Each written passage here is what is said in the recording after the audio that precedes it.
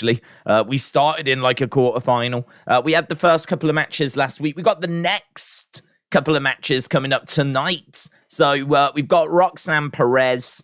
She is going to be taking on Jacy Jayne. We've got Fallon Henley. She is going to be taking on Cora Jade. So those are two big matches tonight. As well as that, we've got the return of Supernova Sessions, which I'm excited about. That's Noam Dar, his little chat show, which I saw on NXT UK and really enjoyed. Shah Samuels, who used to do that with him, that show with him, was spotted at the Performance Center a few weeks ago.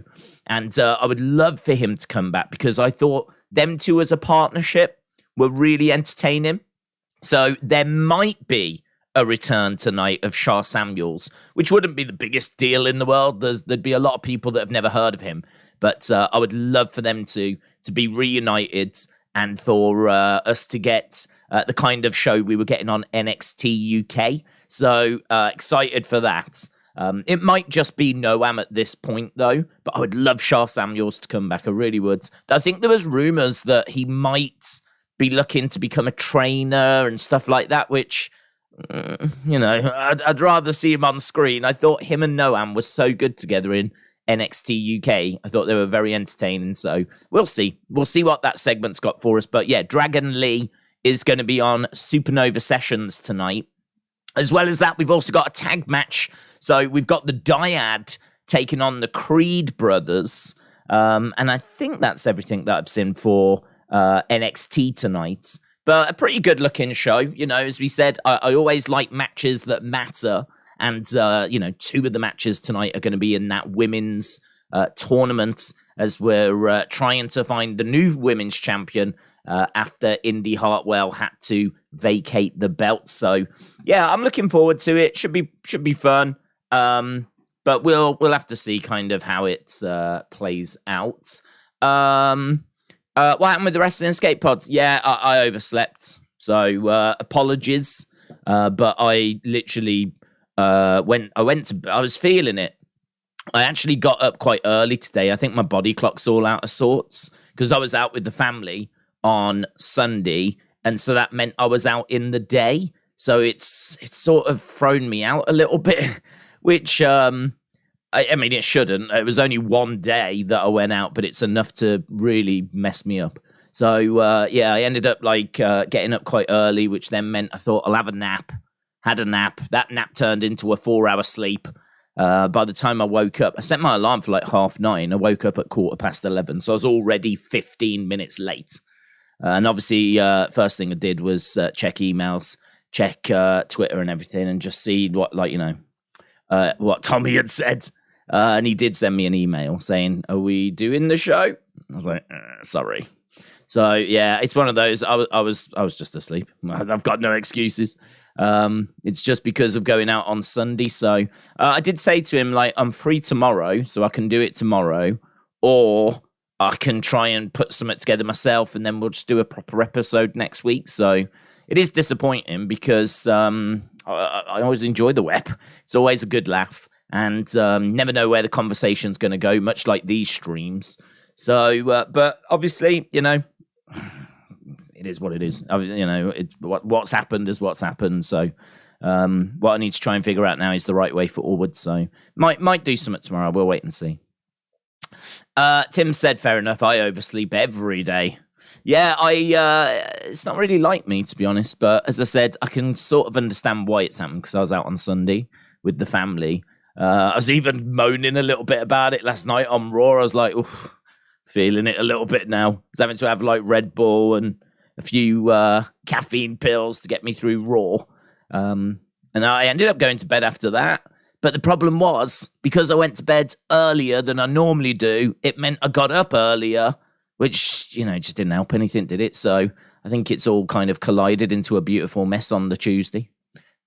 So that's that. But I've sent you an ESPN UFC. I just saw it. Something to do with the BMF title and Poirier and... Was it Poirier Oliveira? Poirier Gaethje. That's cool. I mean, when is that? July 29th? Probably collides with Summit. Everything seems to be colliding with stuff at the moment, but yeah, that'll be a great fight. That'll be a real fun fight. I always think those two are in a very similar place. They both would have been champion of this division if there weren't just one or two people that was just that bit better, you know? Like, one of these guys would have been champ if Khabib hadn't have been around. And then if Oliveira hadn't have been around. Like, these two are always just that step, that half a step behind. And I feel like both of them are, like, right there. They're kind of like two sides of the same coin, Gaethje and Poirier. If ever, like, I think of Poirier, my mind just naturally thinks of Gaethje and the vice versa. So, yeah, I mean, that'll be a great fight. It's kind of a battle to find out who the best number 2 in the lightweight division is. So they have faced before, though, so this is their second meeting. But, yeah, I mean, you're always guaranteed a good fight from both of them. So putting them in the octagon at the same time should be fireworks. So looking forward to that one. Chris said, I was watching a compilation of streamers reacting to Edge's return. You was in it, and I loved your reaction. I appreciate that, Chris. Yeah, I mean, we've not been putting out reaction videos for a long time. I don't know why, actually. I think it's because if something big happens, I feel like it's... I don't know. Maybe that's something I should be doing on the second channel, because I haven't put anything on the second channel in a while. But normally if something big happens, like someone comes back, we tend to prioritize and do like little quick news videos instead. But maybe that's something I could look to do going forward. So we might do a news video, but I can take that reaction and just chuck it onto the second channel as a little separate thing. So yeah, that's interesting. I haven't really thought about like reaction videos. It's been a long time since I think I put out a video that was like a reaction video. I suppose in a way these streams are just 2 hours, 3 hours, 4 hours, 7 hours of reaction as we're laughing and joking and crying to whatever's going on the show. But I suppose it would be good to still pull them out. So that's a good shout, that is. But Paul said, please read my last chats. What was your last chats? Sonny, hello. Sonny, the living legend, on a fresh air break. How you doing, my friends? It's lovely to hear from you. And I've had so many people asking, have you heard from Sonny? Have you heard from Sonny? At pretty much at some point in pretty much every stream, there will be someone that asks, have you heard from Sonny? Have you heard from Sonny? Have you heard from Sonny? And yeah, it's great. It's great that you're around, buds, and doing well. It'll be. I'd love to. I mean, obviously, I don't know what's going on, right? I don't need the details, but I know that people will have so many questions. I'd love to like do a chat. We can maybe do that on like the members. And do that like some point in the very far future, right? When yeah, you know, you're back on your feet and everything. But I know I'm not the only one that would love to just know what you've been through, know what's going on, get up to speed with everything, know if there's any way we can help, all that kind of stuff. So yeah, I know people would love to. I don't know. It's weird, isn't it? You sort of feel so helpless. There's not really much like that you can do. So, yeah, I just hope you're well, Sonny. I hope you're well. Paul said, I was also in hospital 6 days, got discharged today. What happened, Paul? Oh, everyone's falling apart, man. Stop falling apart. We're meant to be a strong, vibrant community. Sonny said, I get out in June. Oh, okay. Good goods. Well, I hope it's going well. I hope it's comfortable. I hope that they're looking after you and everything. The fact that you're having a fresh air break, you can pop onto the internet now. I mean, obviously that's a great step forward. So yeah, I hope things are as good as what they can be, buds. And just know that like so many people have missed you and wanted to know like what you've been up to and everything. So yeah, for those that don't know, because there will be some watching that won't know what we're talking about, Sunny has been a massive part of this community. I don't even know when she first joined us. I mean, you're going back years and years and years and years and years and years. So yeah, but not feeling the freshest at the moment. So yeah, I hope, as I said, things work out for you. Been there for 3 months. Oh man, that is well. At least there's light at the end of the tunnel. Do you know what I mean? 3 months away from home, 3 months in a place, for a hospital. That's gonna be a challenge. Yeah, I'd love to catch up, man. I know I'm not the only one that would love to, one of them kind of problem shared is a problem halved kind of a situations. But yeah. I dislocated my knee in 9/11 and it hurts. You dislocated your knee at 9/11? What do you mean? Last year or during the 9/11? UFC back in the Apex this week. Haney and Lomachenko both on the same day, says Tim. I wanted to get to Paul as well because Paul says about his only just come out of hospital, and I wanted to get to. Did he respond? I was in hospital for 6 days. Yeah, Paul, what was it, buds? Let us know. I'd love to know what it was.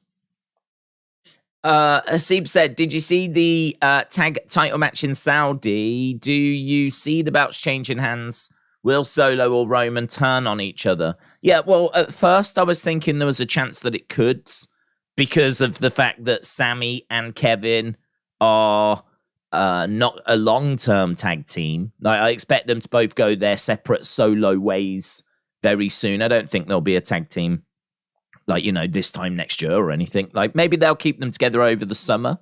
Maybe they could build to some at SummerSlam. Maybe after SummerSlam they separate. But I don't think it's going to be a long-term thing. And honestly, they could separate after Night of Champions because I feel like they were brought together to bring down the Bloodline.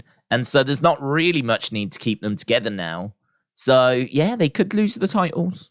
I think they could lose the titles. I also think that Roman and Solo having them is such a thorn in the side of the Usos that makes sense to me. So I keep flip-flopping on it. That was my first thought. But then as soon as Judgment Day challenged Kevin and Sami last night, that made me think, okay, well, we're already setting up the next challengers. We're already setting up the next people that want a shot at the title. So you might as well just come out and say, when you retain, we're going to face you next. So all of a sudden that made me go, right, okay, so it's Kevin and Sami then. So now I'm thinking it's Kevin and Sami. But what I would say is that because you can make an argument for both, like you don't have to split up Kevin and Sami yet. Even if they're not long-term, they don't have to split up yet. But because you can make an argument for both, I think it makes the match quite interesting. Like, I don't think there is a super obvious, this is the team that's winning, because I can make an argument for both sides. I can make an argument why Roman and Solo winning would make sense. I can make an argument why Kevin and Sami would make sense. So I like it. Yeah, I don't mind the match. I know a lot of people would like to see Roman defending the championship, and I can certainly understand that. But I don't know. Look, if he is going to lose, I also kind of like that. As I said, that show will be his 1,000-day celebration. That will be 1,000 days that he has been champ for. And on that day, he could lose. He won't get pinned. It'll be Solo that gets pinned or counted out or something along those lines. So he ain't going to get submitted or pinned. But he can still lose. He's lost before. He lost to Seth at Royal Rumble last year by DQ. So, it's not that he's undefeated. It's just that he hasn't been pinned or submitted.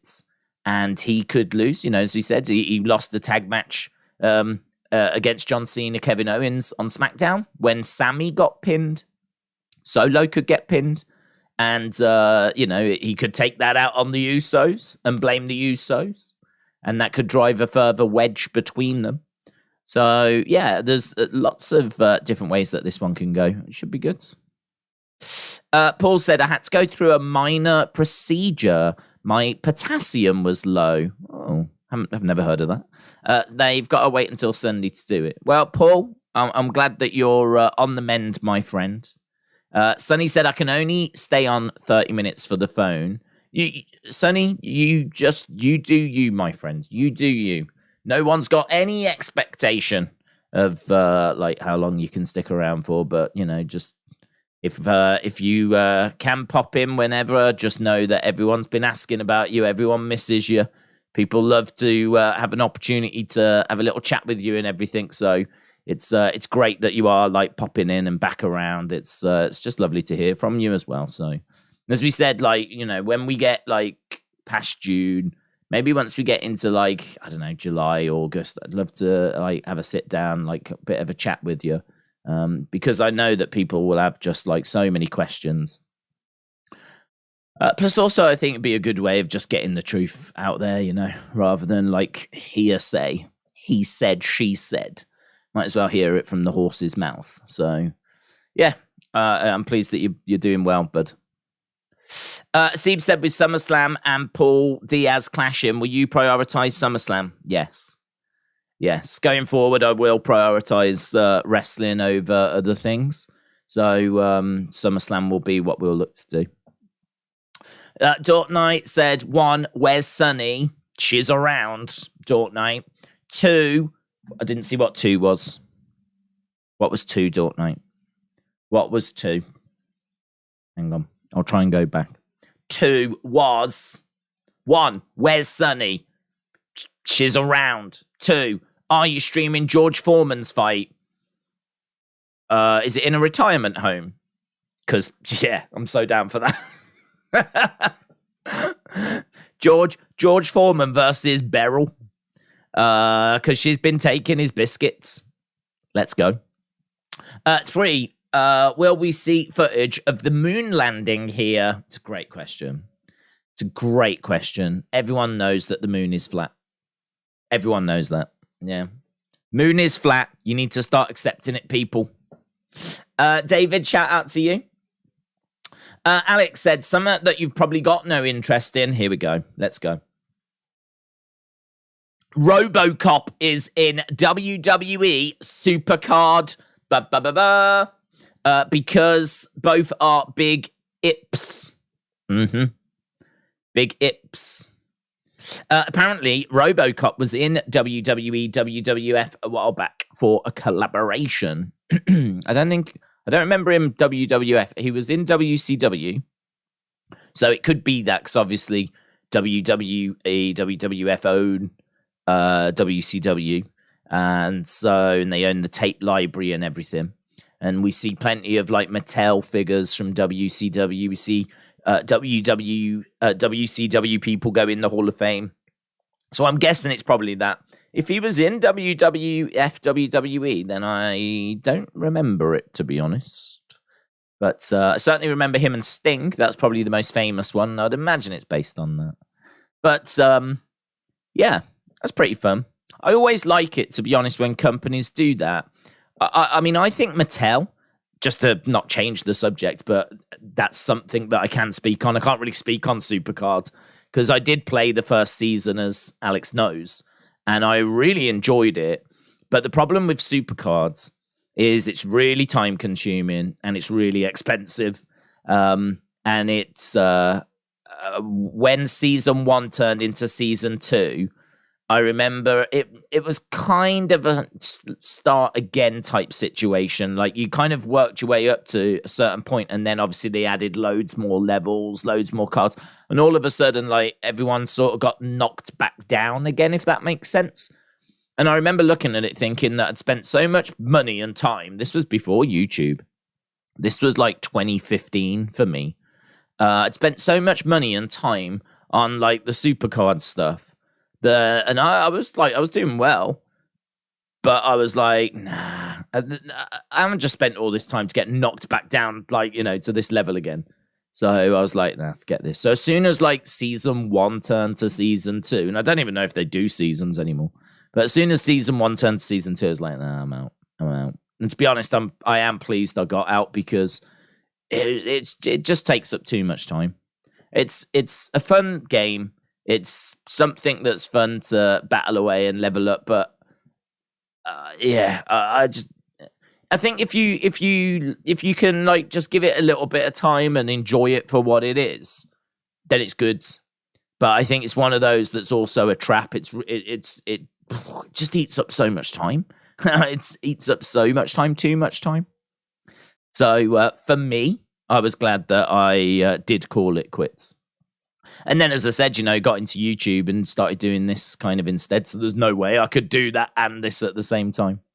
But it is, if you are looking for something that's, a bit fun, a bit WWE related, something you can jump onto and, give it a half an hour a day kind of a thing. To be honest, I mean, I was spending much longer than that. They used to do competitions whereby I think it was like the number of wins that you got in a 24-hour period, the better the reward was at the end. So if you got 100 wins in 24 hours, you got a rubbish card at the end of that 24 hours. If you got 1,000 wins, you got a slightly better card. If you got 10,000 wins, you got a slightly better card. And so it was about getting as many wins as possible in a 24-hour period. And I just stayed up all night. I was up all night just playing and winning and trying to get the best card possible. That's just not healthy. Not healthy.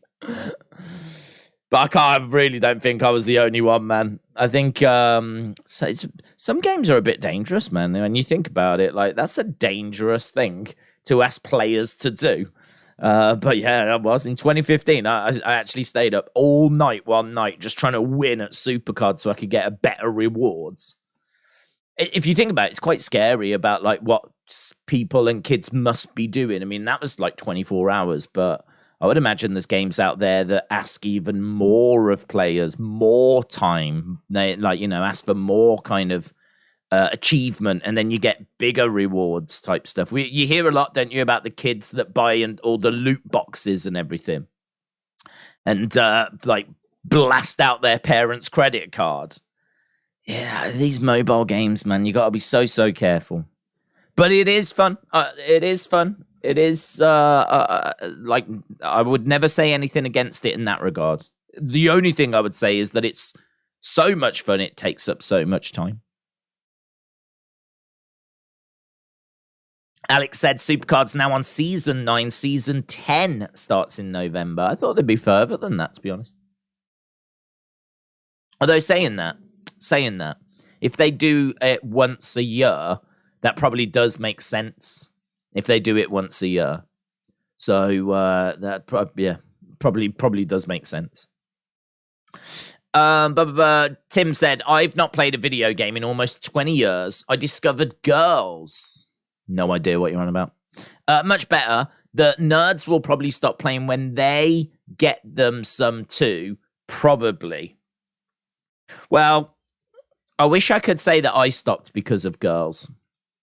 But I stopped because of, as I said, Season 1 turned into Season 2, and I was disappointed that all my achievements got diminished.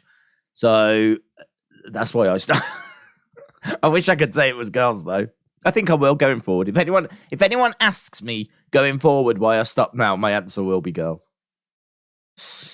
I've definitely slowed down, said Alex, but now they have a battle pass. I found a new reason to play a little bit more. Of course. There's always something extra that gets brought in that hooks you back, brings you back. It's how they survive, innit? It's their lifeblood. Did I just see James say that it was his birthday? No, he said it's a waste of money. I just saw someone say it's my... Oh, yeah, it's now my B-day. Happy birthday to you. James. Ho, ho, ho, ho. Merry Christmas. There we go, mate. There we go. I don't have a birthday one, but, you know, if I did, I would play it for you. The only problem is, as soon as I'm not going to get one, because as soon as I get one, everyone will be like, oh, it's my birthday now, it's my birthday. These streams would just be like 3 hours of me pressing the happy birthday button. But, James, if I had it, I would play it for you. But I don't have it, but you can have the Christmas one. Here we go.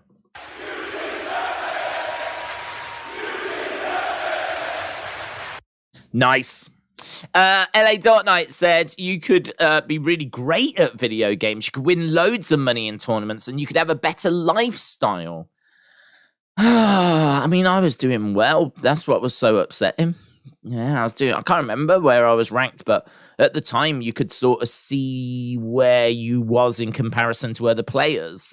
And I remember being like, that's all right, that is. And like, I can't remember if it was like the top 1,000 in the country or something. But I was like, that's all right, you know. That's all right. I feel like I'm actually, you know what I mean? I'm a player here. I'm a player in this space. You know, I was quite pleased. And then they turned heel. Aaron said, how do you think? Hello, Aaron. No, hello. No, not bothering to do that anymore. No, it's fine, Aaron. That's fine. You do you, Aaron. You do you. Let's read Aaron's message. It says, how do you think Brock Cody will go? Are you excited? No, hello. No, hey, mate. No. All right, Daze. No. Looking cute today. Hey, Daze, looking cute today. None of that. Just straight into the meat of the question, which I don't mind. Just think it reflects badly on a person. That's all I'm going to say. But what was your question? I'm too busy laying into you. How do you think Brock Cody will go? Are you excited? I am excited. The only thing I would say is that I think it's a weird little feud, this, isn't it? It's a weird little feud. Hello, Retribution. It's a weird. Jason said Daze is a multi-millionaire already. If I was a multi-millionaire, do you think I'd be sat here right now? Huh? With you lot? Do you think I'd lower myself to this level?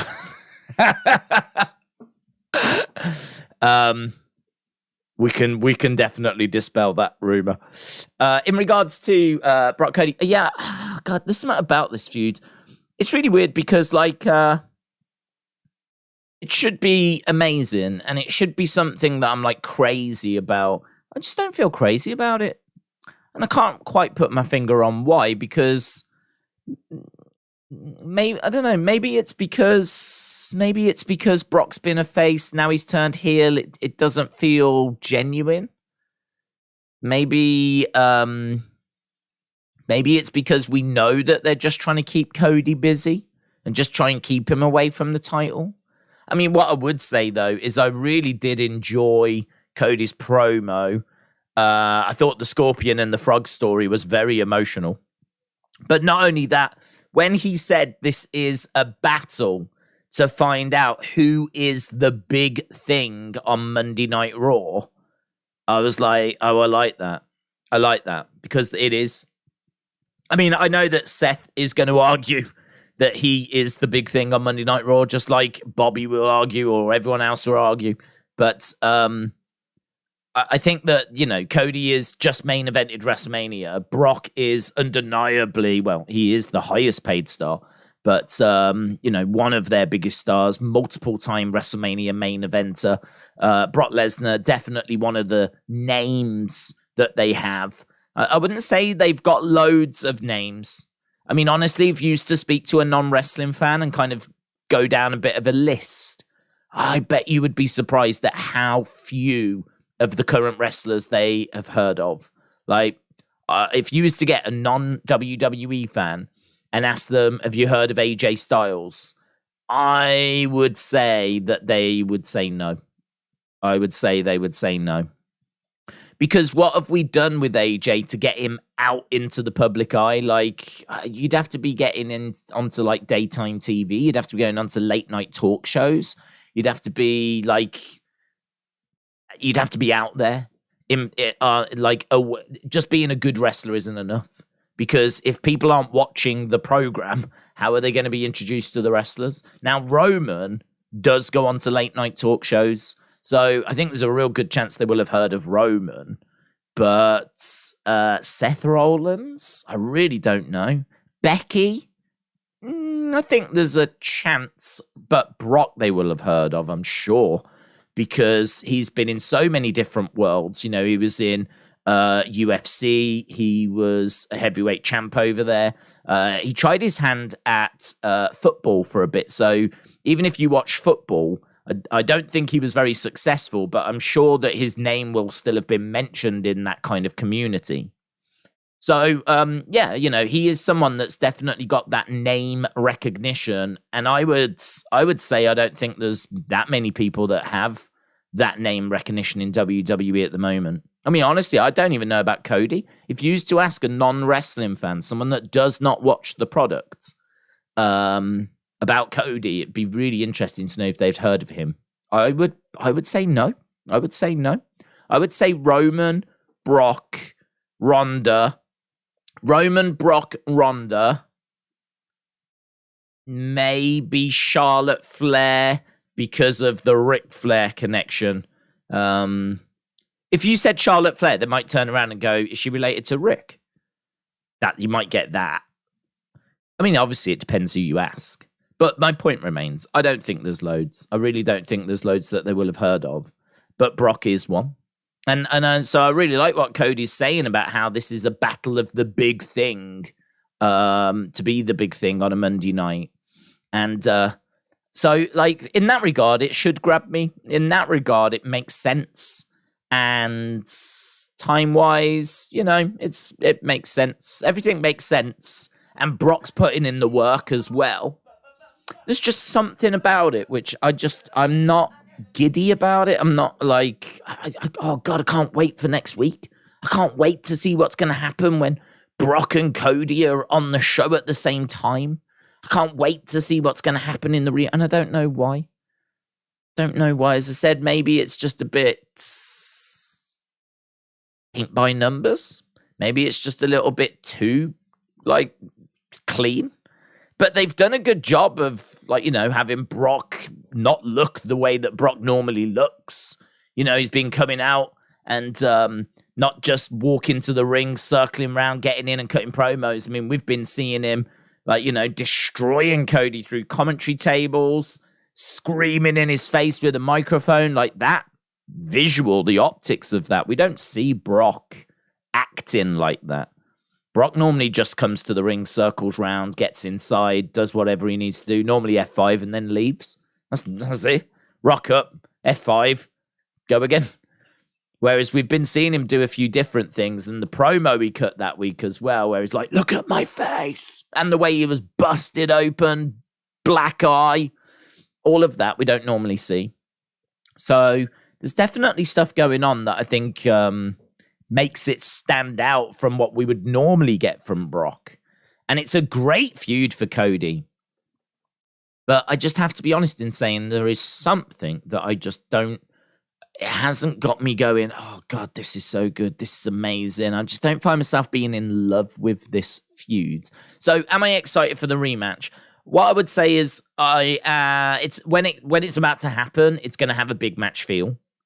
I think there's a chance it could be 1-1, which will take us then into a third match. I think someone said Hell in a Cell might be next, which if it is, that's the perfect place to end the feud, inside Hell in a Cell. So I think in order to do Hell in a Cell, like 1-1, going into a third rubber match with Cody winning inside Hell in a Cell, I think that would make sense. I don't think it's predictable, though, because I think easily Cody could get the second win as well. I mean, don't forget, he beat Seth 3 times, so he could get 2 wins in a row, and then even go on and get a third win in a row. Brock could just be this year's Seth Rollins. Just how Cody beat Seth 3 times this year, now it's going to be Brock that he beats 3 times. So, I don't know. I can't say it's super predictable again, very similar to the tag match. I feel like Cody probably goes in as favorite. because we're building him up to be world champion. I'm sure of that. So seeing him lose, might be at odds. But I think as long as he wins the feud, as long as he gets the third match at Hell in a Cell, if that's where we're going, then I think he could definitely take a controversial loss. I don't even think it needs to be controversial, honestly. I think we protect wrestlers too much. I think if Cody loses to Brock, I don't think there's any shame in that. There's no shame in that whatsoever.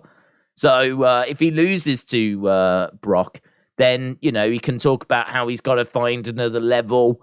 He knows that he can beat him. He beat him once. It was a setback, but he knows he can beat him again. Like, I have no problem with those kinds of conversations.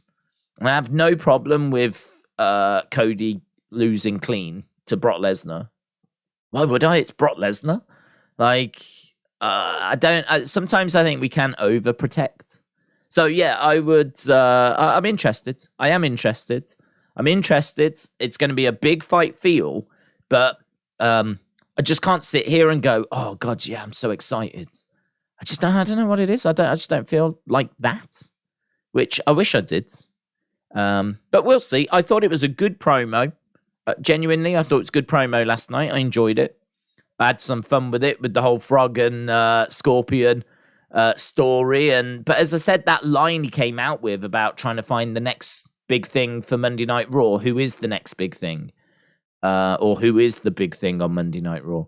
I thought that was good, because obviously it plays into the next big thing, Brock Lesnar, which Cody pointed out. So yeah, we'll see. We'll see what next week's got for us. There was another super chat. Let's go. Aaron said, hi, Daze. Oh, Aaron. There he is. There he is. Sir, I will not forget to feed your ego. Thank you. I'm like a baby bird. Just, I need my ego feeding. Yeah. I hope you're well, buds. I hope you're well.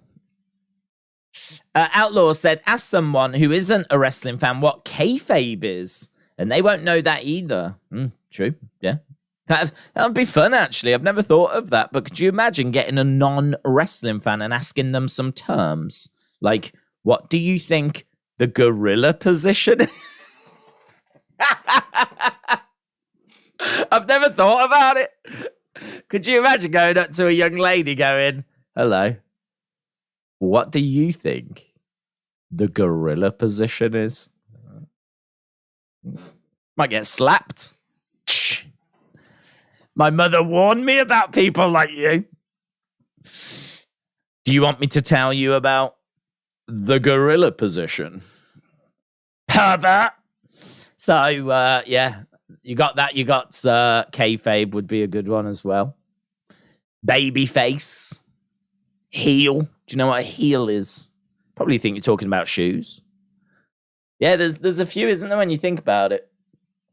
But yeah, that could be fun. That could be fun, and see what they come back with. There you go. There's another TikTok idea for someone that's got TikTok. Jim said, you suck at football when you can make a CFL team. Paulie said, what's up? How you doing? I'm good, thank you. I'm good. I'm excited for NXT and still in the process of waking up, because I genuinely think when I went to bed, I had dinner, and then I thought, right, I'll have a little nap, make sure I'm nice and fresh for Weapon NXT. I genuinely think my body went, oh, is it bedtime now? Okay. And so that was it. I think my body was prepared for like 7 hours when I was only meant to give it like 2. So, yeah, I'm kind of like, could go back to bed now. Could quite happily go back to bed now. I feel like I've got another 4 hours or so that I'm owed. I feel like I'm owed. I've been robbed. You lot have robbed me of about 4 hours of sleep, so that's on my to-do list. But other than that, I'm feeling good. Christopher said, I hope you all enjoy NXT. I will see you tomorrow for AEW. Christopher, shout out to you, buds. Jack said, if I can beat up Roman in real life, why would I waste my time in a cage? If you can beat up Roman in real life, why would you waste your time in a cage? I don't understand that. Explain yourself, Jax. What does that mean? Wrestle with Andy, hello. Ask what they think the Montreal screw job is. Very good. Very good. Oh. The original screw job. The Montreal screw job. Gorilla position. I mean, honestly. You are getting slapped. You are getting slapped. There is a few, isn't there, that you could ask that would be like you dicing with death. Not JPEG said gorilla position was attributed to Gorilla Monsoon. The ledge. Because he was always in the backstage area, working behind the scenes for WWE. Yes. Hang on. Daze, has there been a moment that sticks in your head of when a wrestler you actually liked eventually made you want them to go away? Go away? Go away? No. I don't think there's any wrestler that I've liked that I've wanted to go away. There's lots of wrestlers that have done things that I've not liked. Obviously, Bray would come to mind with like how supernatural the Fiend like was presented. It's a conversation we've had quite a few times, and it does tend to trigger people. So trigger warning. Trigger warning. I'm not even going to say anything. I don't have anything controversial to say. Everyone knows my stance and what I like and what I don't like. And I think when the Fiend first came along, for me, it was an alter ego, and it was something that Bray could turn to. He said he'd taught himself to not feel pain when he was the Fiend. There wasn't really any mention of like supernatural powers. There was a lot of like mind games, or what I perceived to be mind games. And I thought that at the early stages of the Fiend, we were doing a really good job of keeping it kind of in that grey area. I would argue the same area that The Undertaker had his career was that grey area. And we've spoke loads of times about was The Undertaker supernatural or not. But I think The Undertaker did a great job of always just keeping it in that grey area, right? And I will admit that even with The Undertaker, there are times where he really pushed it. And many people would say completely went into supernatural. We've spoke about a few of the different examples that people have given. I genuinely don't think anyone's ever brought anything up regarding, say, The Undertaker that I've never felt couldn't be explained. But for me, he kept it in that grey area. And I genuinely believe, and actually this is a conversation we don't tend to have that often, but I genuinely believe that is a massive part as to why The Undertaker was a success. Because I think that if you was a fan of the supernatural, you could believe that what was going on was supernatural. If you wasn't a fan of the supernatural, you can find explanations for a lot of the things that The Undertaker was doing. And they would even refer to him as the master of mind games. Like that was something that they would call him on commentary, Undertaker, the master of mind games. And the dead man and, Paul Bear and all this kind of stuff, the power of the urn, what is the urn? If you watch the early Undertaker stuff, they're asking questions. So they're like, what is the urn? What is this power that he gets from it? Like, what is this? They don't know. And this is what I'm saying about it being in like a grey area. They are like us. They are asking questions, but there's no answer that's being offered up.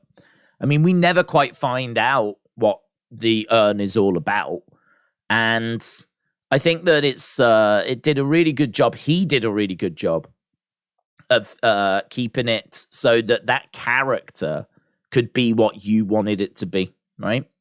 So for me, as I said, Undertaker's one of my favorites because I just thought that he was offering something that psychologically other people weren't offering, and his presentation was so good, and there was always that kind of question mark about what is going on. And I think the fact that he can also mean something different to different people is extra interesting to me. I find that extra interesting. What I got from Undertaker turns out is not the same thing that other people got from Undertaker, but I didn't know.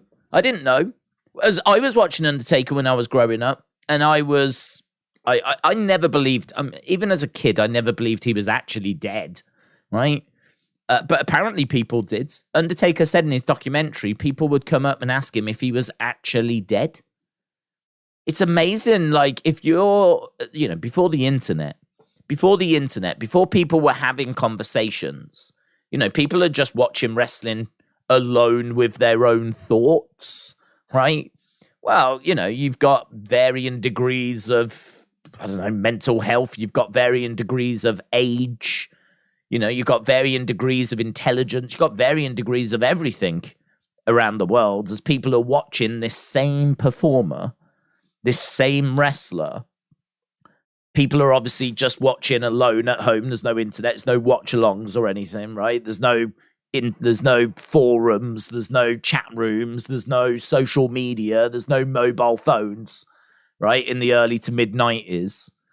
And so you're just watching him alone with your thoughts. And it's really interesting to me that, I'm watching the same guy, but what I'm watching and thinking about and the experience I'm having with him is different to some, not everyone, but some other people out there. And that has only really shown itself since social media has come along, where we have got into some big conversations about, was Undertaker supernatural? To me, he wasn't, but to many people, he was. And again, that comes from people watching and being alone with their thoughts as they're watching The Undertaker. And so, yeah, what I would say about Bray, just to answer that question, is that for me, Bray did a really good job with The Fiend at the start, keeping it in that grey area. There was loads of questions. I also think this is why we don't get the answers to the questions, because I think he's looked at Undertaker, and I think he's seen that we never really get answers in regards to, like, is he dead? We don't really ever get answers to the urn. There's questions that people have that just don't get answered.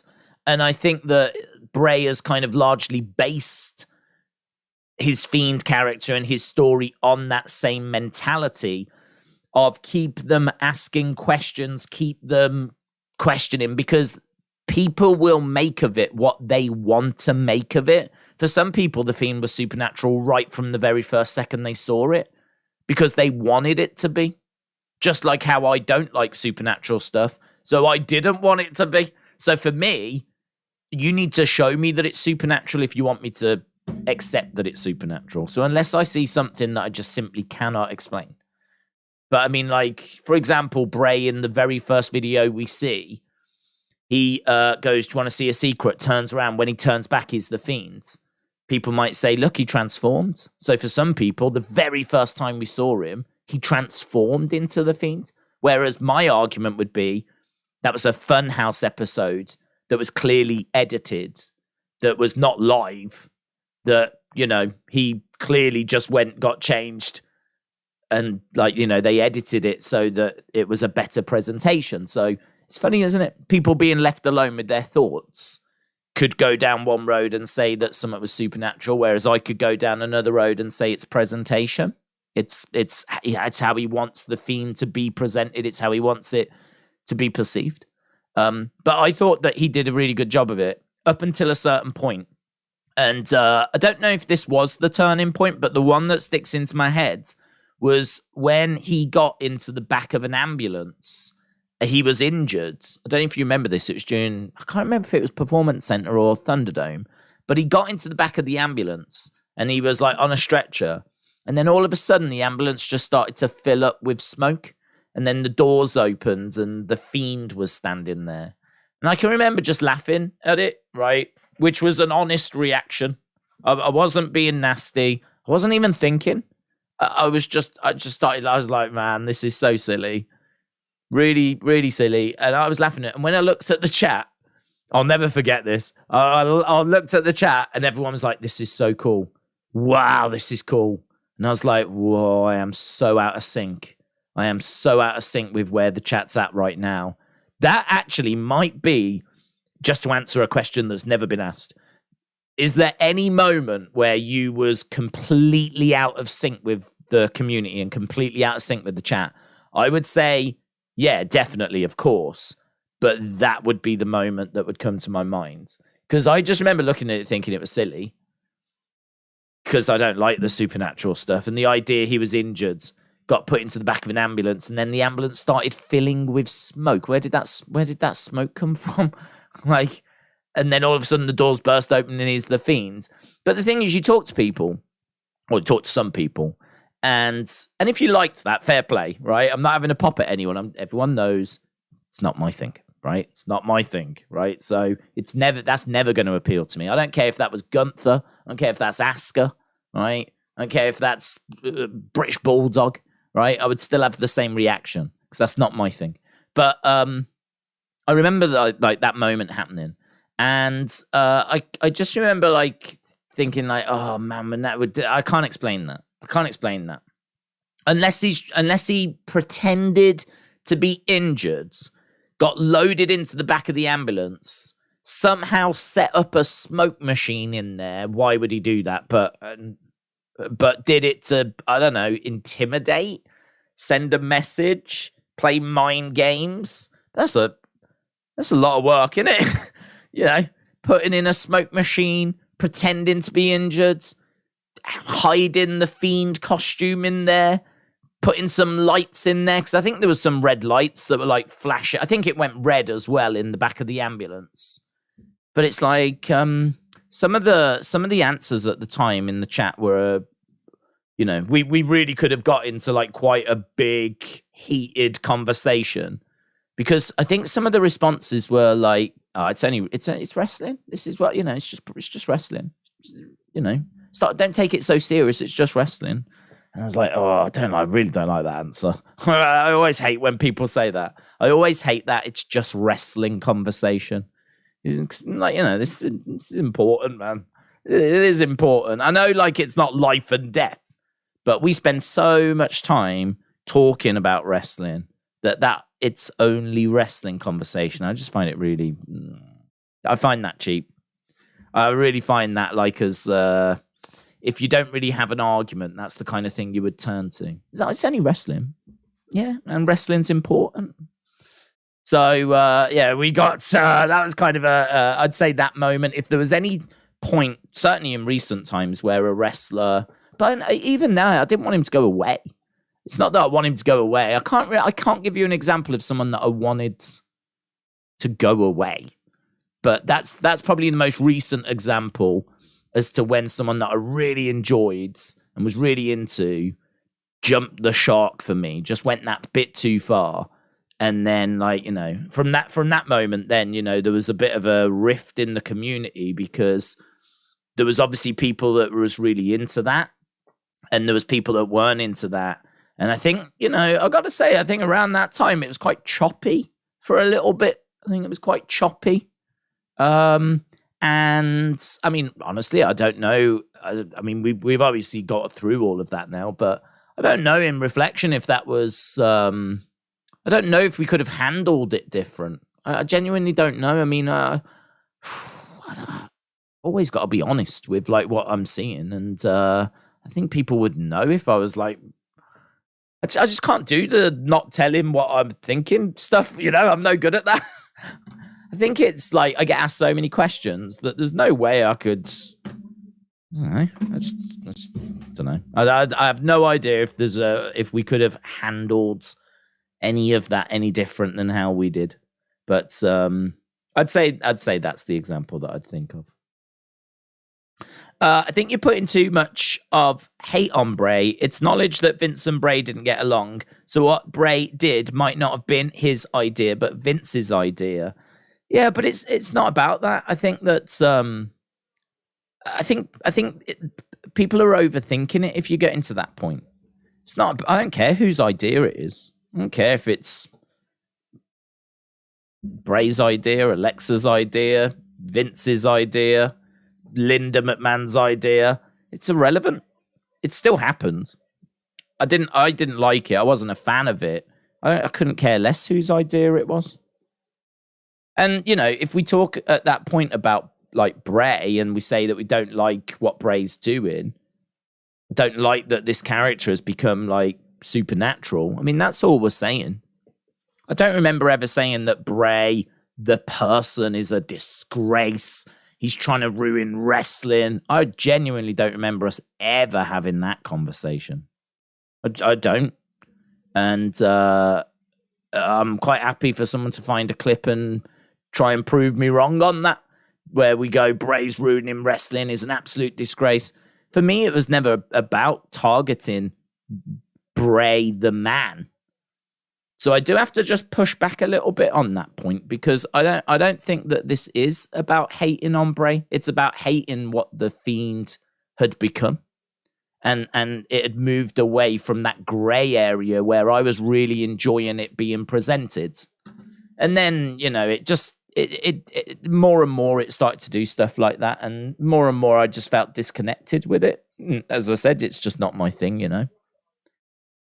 But that's why when he came back, I was like willing to give it a chance again, because in my mind, when he started, it was in that grey area. So my hope was he's come back. Hopefully we'll go back to that like grey area. And I think we were doing a pretty good job of being there, to be honest. I think we were doing a pretty good job. I mean, I can't really think of anything that he did that would be classed as supernatural. I mean, the story was of Uncle Howdy, wasn't it? We didn't know who he was. Who was Uncle Howdy? That was the mystery. Seemingly turned out to be Bo. Well, didn't get revealed to be anyone, really. But yeah, that was kind of the mystery. There wasn't really any like superpowers per se. So I was back on board. I was following the story. But yeah, you know, it is what it is in the past. And talking of Bray, we are underway with NXT, by the way, but it does bring us nicely to Bray. Talking of Bray, obviously there was a lot of talk that he wasn't on the internal roster. Then we found out that he's still listed, and he's not been cut or anything. But there is also talk that Alexa could be on the way back soon. So Alexa is somewhat. I didn't catch who the source was, but there was a source. It was someone I hadn't heard of, but a lot of people were picking up on the story that it is believed that she should be coming back soon. Right, we are underway with NXT. Retribution said, "How have you been? I'm good. I hope you're well." We are up and running with Fallon, Henley, Cora, Jades.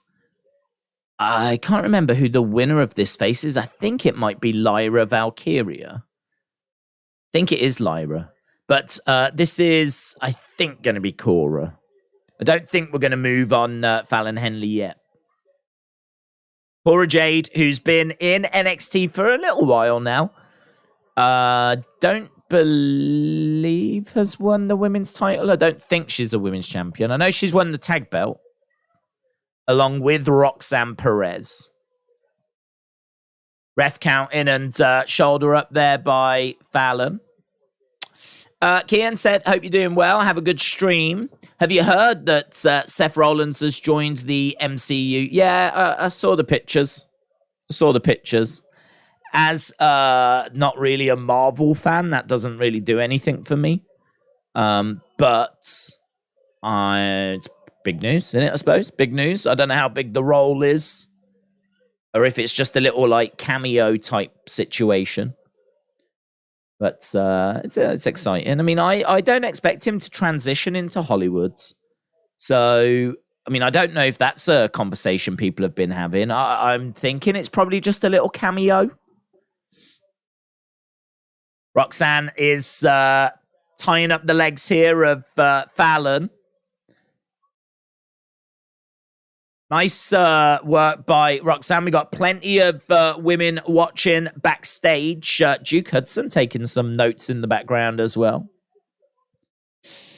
So, up and running with our first match, and it's first round match in the women's title tournament. Kick out by Cora, taking out the legs of Fallon. Smashing Fallon's knee into the mat, forearm coming back. Chop coming in there by Fallon. Forearm strike by Fallon. Fallon starting to fire back. We've got the other quarterfinal tonight. That's going to see Roxanne Perez take on Jacy Jayne. We've also got Supernova Sessions with Dragon Lee. Clothesline by Fallon Henley.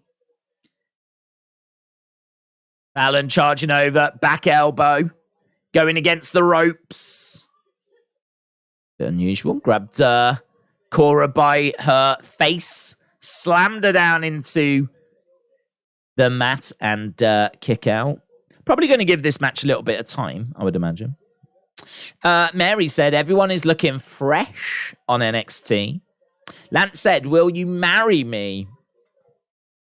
I am taken. I'm afraid I am taken. I have decided to marry the newest flavor of Ben & Jerry's because it's amazing. It's just come out and it's one of the nicest things I've ever had. And so I've decided to marry that instead.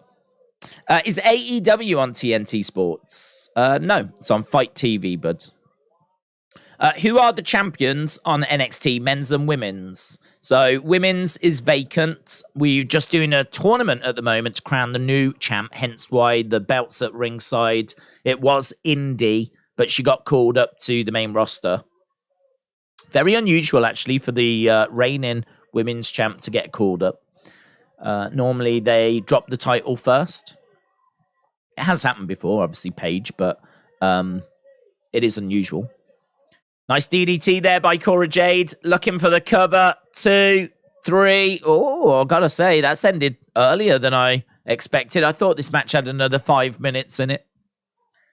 In regards to the men, it's Carmelo Hayes.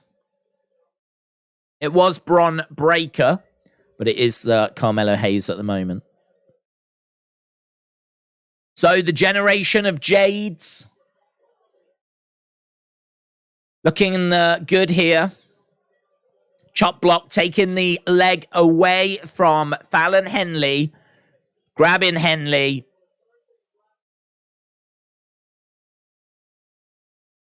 I don't know if that's got a special name or anything. I don't know. Just looked like a DDT. She's going to go on to face Lyra Valkyria. Cora beats Fallon. There's Lyra, actually. Lyra's come out to confront Cora. That's going to be next week, then. Lyra Valkyria, Cora Jade next week.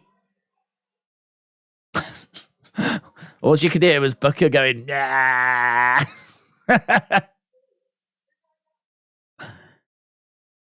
Thea Hale's being picked on. I am not tolerating this.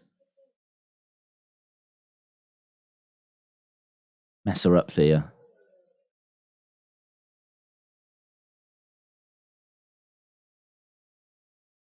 So Thea and Kiana are getting into it.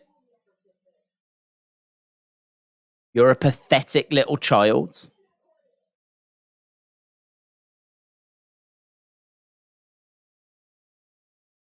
Thea says she should have been in that tournament.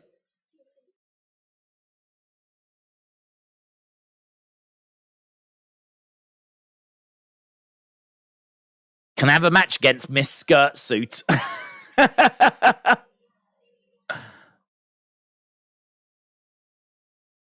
Boom.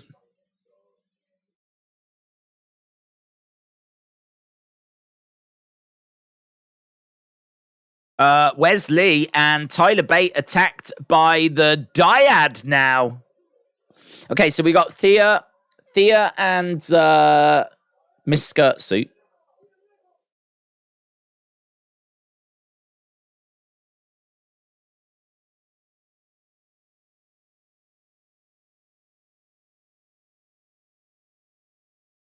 Okay, so Schism have attacked.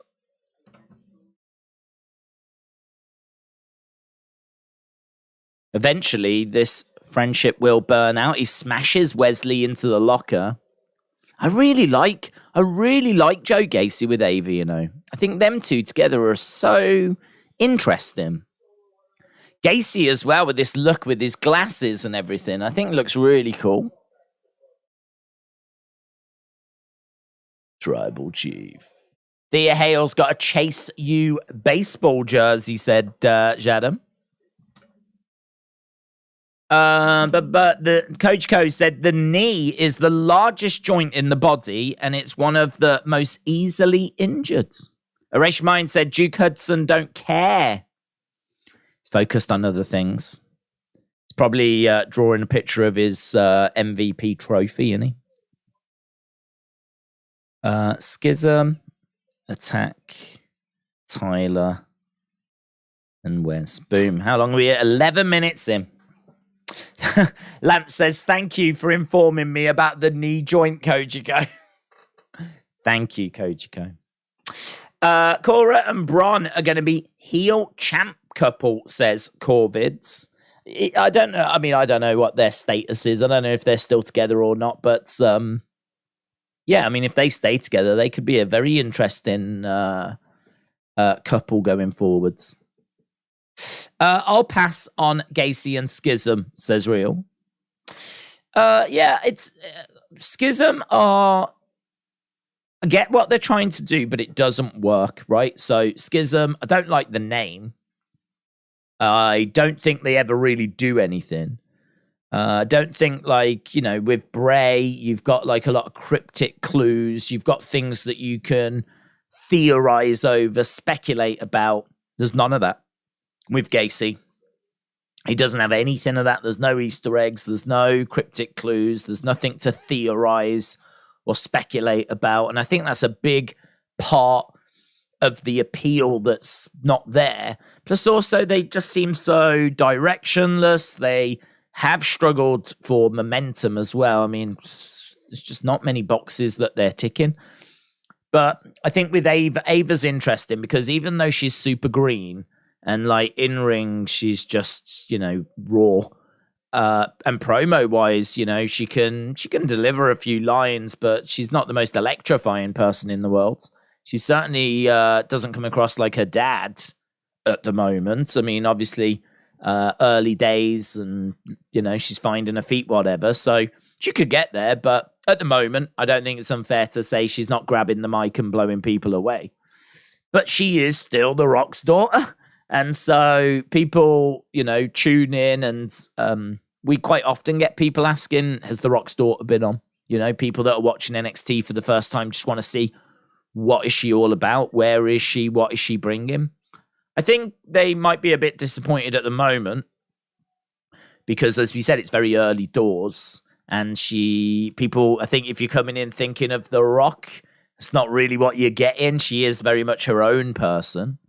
But I do like her with Joe Jacy. I'm not crazy about Grizzled Young Veterans or the Dyad. I think they're a good tag team. I think that you could do something there. I just think we haven't done anything there. I just think they've been a bit like mercenaries. They've been like henchmen. They've took bumps and everything, and for Jacy, really, rather than being a credible tag team. I think they see themselves more as like the Revival. I think that they see themselves more as credible potential tag team champs. They want to be seen as like FTR-esque. That's what I think they want. Hence why I'm guessing that's why they want to go elsewhere. This is what I was saying. They've asked their release, but is it something that we can change their mind on? Because I do think they are a good team, but they are presented so poorly. So, yeah, I don't disagree. Schism, not quite right, but we've got Carmelo, the champ, and Trick pulling up, arriving. About to make their way out into the Performance Center. Got Charlie Dempsey and Drew Gulak were just talking backstage. So we've got Carmelo Hayes right now. Let's see what these two have got to say. Obviously involved in a feud with Bron Breakker at the moment.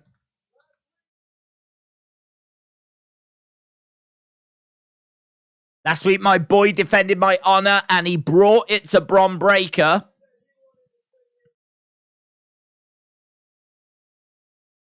Guess what, Bron? Message received.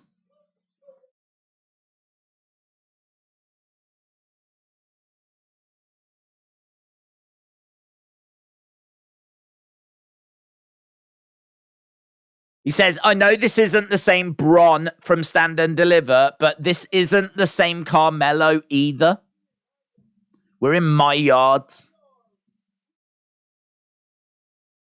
In my yard, we don't bark, we bite.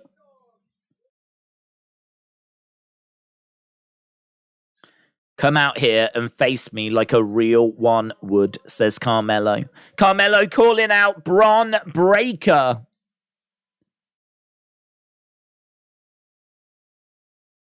It's not Breakker that's coming out. It's Dempsey that's coming out.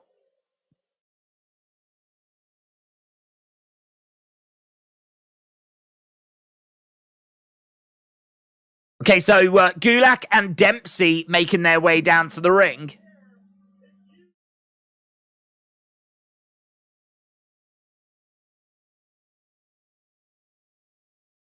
You do not disrespect us.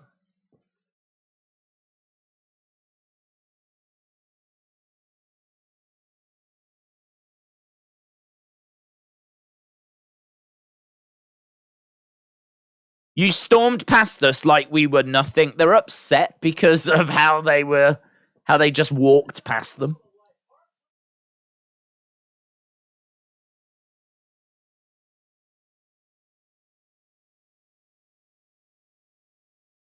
I can't hear what they're chanting. What are they chanting? Are they chanting Willy Wonka? Is it a Willy Wonka chant? That would be a killer new gimmick, wouldn't it? Is there a Willy Wonka chant? Willy Wonka. Wow, a Willy Wonka chant. That has to go into the collection of amazing wrestling chants.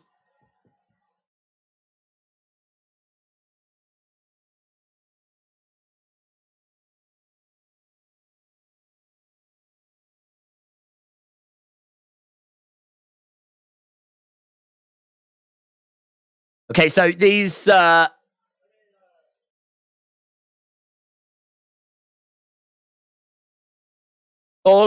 bang, right. Got into a brawl. So it is going to be Gulak and it is going to be Dempsey. Looks like a tag match tonight. Willy Wonka chant. That is amazing. That is amazing. Willy Wonka. Willy Wonka. Man, they could so do something with that. Okay, we've got Dyad now.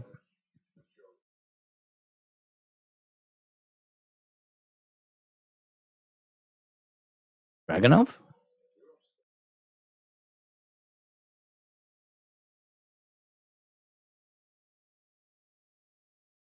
I'm invincible, says Dragunov.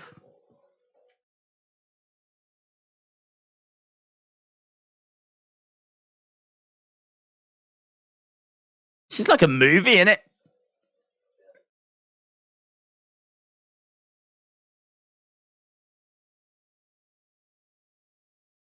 There's not a man alive I can't break.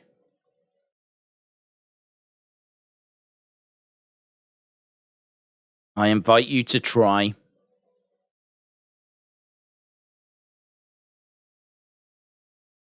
Like the video package.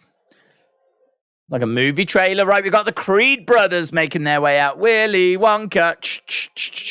What if Trick turns on Mello to cost him the belt? Oh. Oh.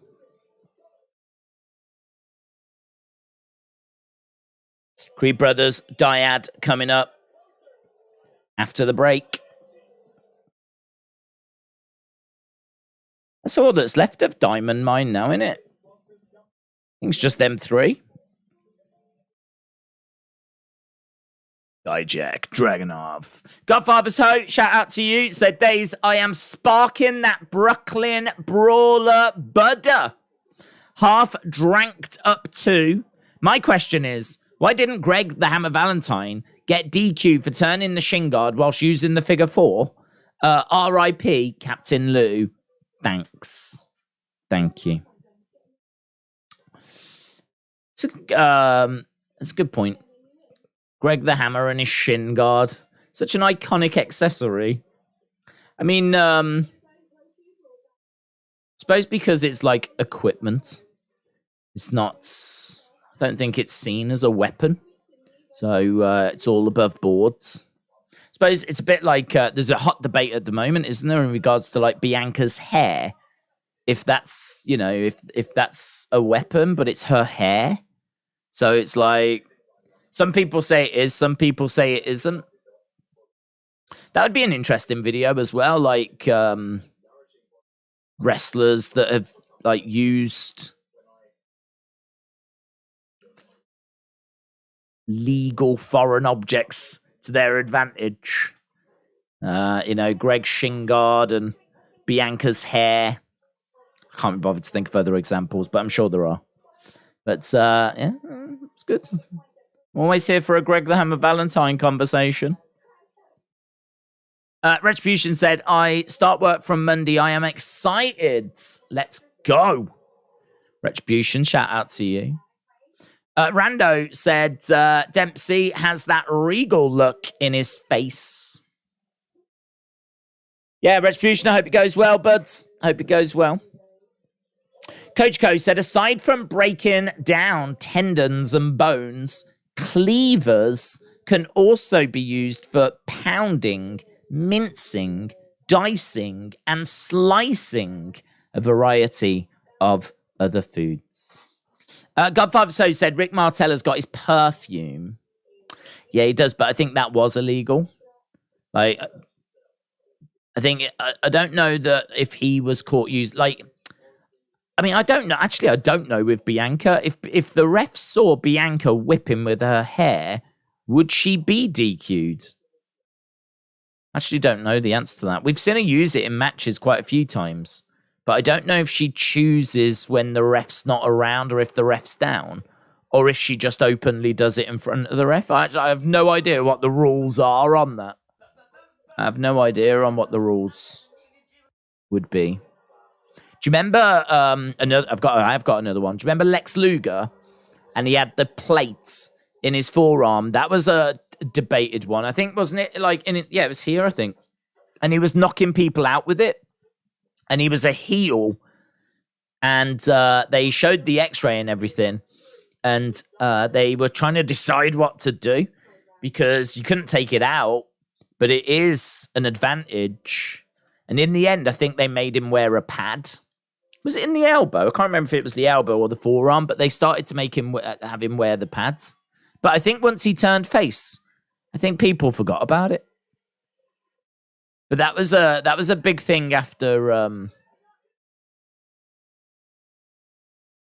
Danny Palmer attacked by a mystery person over the weekend.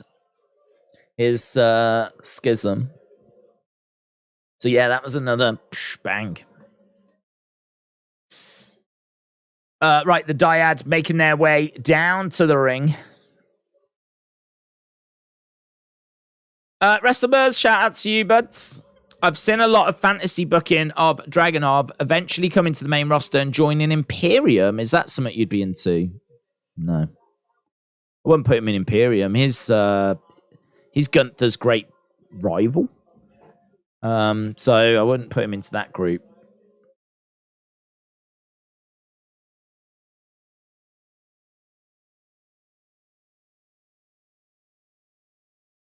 Okay, Danny Palmer attacked. Yeah, that doesn't work for me at all. I mean, Dragunov is very what's the word I'm looking for? Not unique. Not flamboyant. Eccentric. I think eccentric is the word I'm looking for. I can't see him falling in line. I can't see him with his hands behind his back. He ain't going to be the leader of Imperium. And he's too big of a superstar to be like a Giovanni Vinci or a Ludwig Klein. Like, he's the guy that beat Gunther for the NXT UK title. So, seeing him come up and just, like, fall in line of Gunther, like, that doesn't make any sense. I know that when people go up, you can change their gimmicks. But that would be changing his gimmick, wouldn't it? That would be something different. He is the Tsar. He is flamboyant, extravagant. He is someone that's, you know, just doing his own thing. So putting him in with Imperium doesn't stack up for me.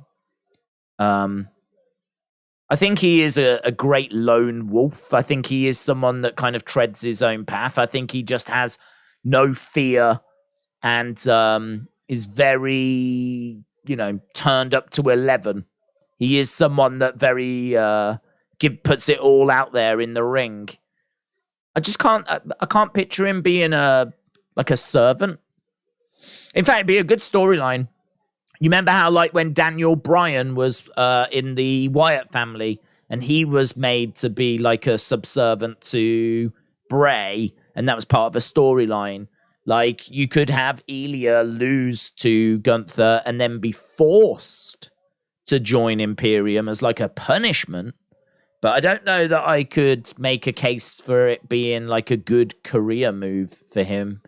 I think I see him as actually the person that would take the title off Gunther because he took the NXT UK title off him. They have had some of the best matches in recent times. And I would imagine if people were doing a bit of fantasy booking, they're probably putting Dragunov in the group so that he can eventually turn on Gunther. I think there's other ways to get there, personally. So, yeah, that's not something I would do. But I'm sure people still came up with fun ways of doing it. Bryson said, there's not much viewer on the streams as SmackDown Raw, but hit the like button. Bryson, shout out to you. Yeah, I mean, NXT just doesn't get the same sort of attention, but we still have fun with it. And there's still a good chunk of people that do enjoy NXT. And we've said, I think it's actually in quite a good place at the moment. There's a fair bit going on. I mean, I think you can tell there's a lot going on because we're not even half an hour into the show. And so far, we've had a match, Cora against Fallon. We've had a couple of things get set up. We've had a promo. We've had a Willy Wonka chant. We're now starting our next match, this tag match. We're seeing an amazing feat of strength here from Brutus and Julius. Look at that. They're just... Oh, that is lovely work. Rip was just being held upside down and passed between the two guys. They were really showing off their strength. So he was upside down for a hot minute there. Kick, tag. Over the top rope, step up in Zaguri, Dyad fighting back. Bryson said, WrestleMania on YouTube said Fox could part ways with WWE. I wouldn't get my news from there, to be honest. Where you want to get your news from is you want to get your news from like Sean Rossap or Dave Meltzer. WrestleMania tends to get... I ain't got nothing against WrestleMania, but I think they have been guilty in the past of taking stories that are not really like that big of a deal and like blowing them up. Not to get clickbait, but it's like, I think there's a lot of that goes on. Look at how Bray not being on the internal roster got like blown up, and then it turns out there's nothing. He's injured, so he's not listed. That's it. That's the story. Like in the space of 24 hours, oh my God, does this mean Bray's leaving? No, everything's fine. And I think like with this one, I don't know what it's based on, but I can't say that I've seen anything to suggest that they are leaving Fox. And I would imagine it might just be based on the Fox presentation, which didn't have much WWE in it. But the reason why they didn't have much WWE in their presentation is because of the fact that I believe they're having negotiations at the moment. I think Vince, when he spoke about the sale of WWE, it came out around that same time that they hadn't even started the negotiations with the new TV companies. I would imagine those conversations probably have started, or maybe they've not even started yet. So if you've got uncertainty as to what the future's going to look like, if WWE are staying or not, because you haven't even started talks yet, I can understand WWE not having a large presence on their "this is what we've got coming up" slides. I don't know what it is. The TV companies have presentations for what shows they've got coming up, and I heard that WWE, it was shown some footage, but it wasn't like there was no wrestlers there. It wasn't a big kind of a deal. But as we said, their deal comes up in 6 months, whatever. And I don't even know they've started negotiations. There's every chance that they could go. Yeah, they could go. But that's no different than a month ago, 2 months ago, 3 months ago. We knew that there would be a negotiation, and we knew that if they don't agree, if Fox and WWE don't agree on what they value WWE and how much they need to pay to keep them around, then yeah, WWE could go. Well, I don't think that. I don't know. Unless there is some news that's come out, that doesn't really strike me as being like a story. But it's a real easy thing to turn into a headline and make a video of and grab attention on, Ask a WCW fan about the greatest WCW champion, Jimmy King, says Corey. Good luck finding a WCW fan in this day and age. There might be some old school ones. I'm going to be on Twitter, but I need to be on more for the best news, said Bryson. Yeah, I think, to be honest, a lot of those channels, they get their news from the same place. They either get something like that I just said, and it's unfair to say they blow it out of proportion, but they're things that I think, honestly, in the cold light of day, I think there's a lot of things that could go on to become stories. Maybe that's the best way of wording it, right? Could WWE leave Fox? Yeah, of course they could. When the deal's coming up, of course they could leave Fox. But could they stay with Fox? Yeah, they could. But we've known that all the way through. But like, if there's anything that you can, put into a video and then use that as the headline, WWE could be leaving Fox. Like, it's just a real quick way to get clicks, likes, views. I mean, that's what the world is in this day and age, isn't it? It's about clicks, it's about likes, it's about engagement, it's about views. And I think, this isn't just like a pop-up WrestleMania. It's not. I don't watch that channel, but I don't have anything against that channel either. But I just know that there is a lot of that.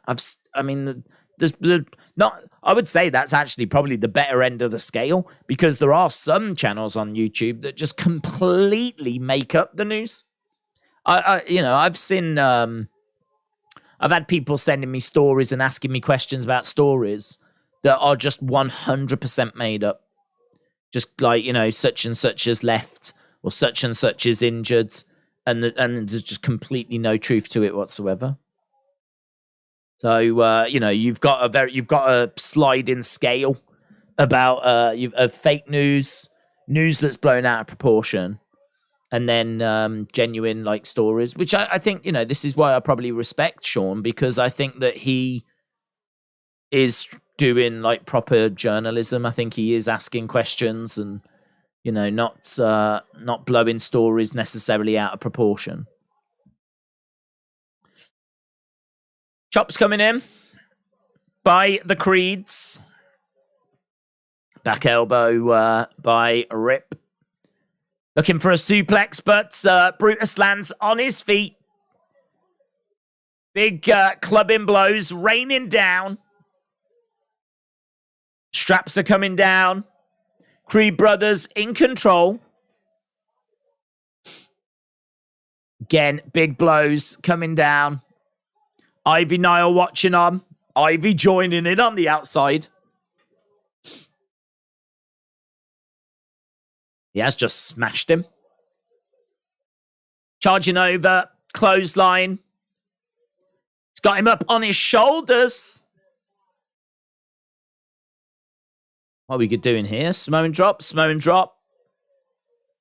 Samoan drop. Look at Ivy Nile, man. Bouncing around. She is so loving what she is seeing at the moment. Brutus in control. Alexander said, NXT have got to do another breakout tournament. We keep seeing the same guys that came years ago. We need new stars, just like how they did it for NXT 2.0. Look underneath. Roll up. Nice. Bridging over. 1, 2. Double pin. Oh. That was great work there by Brutus. Dyad are in all kinds of pain at the moment.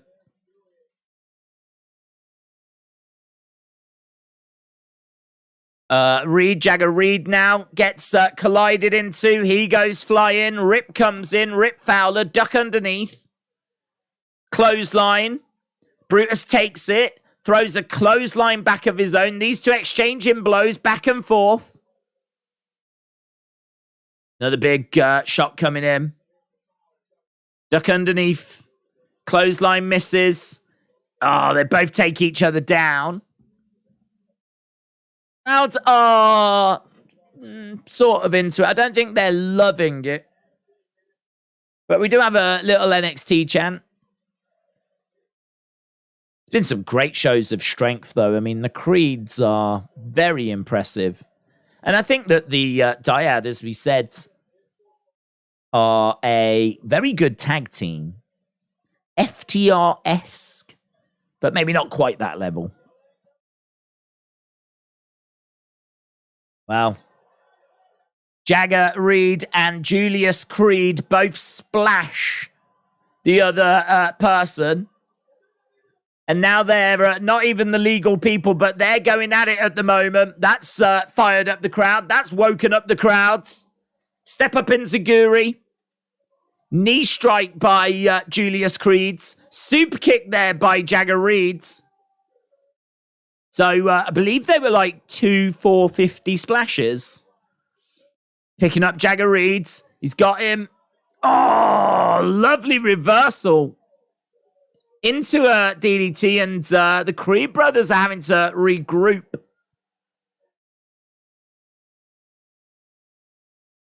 Rip Fowler. I don't know what Rip Fowler's doing, but at the moment, Ivy Nile is... Oh, Ava's come down.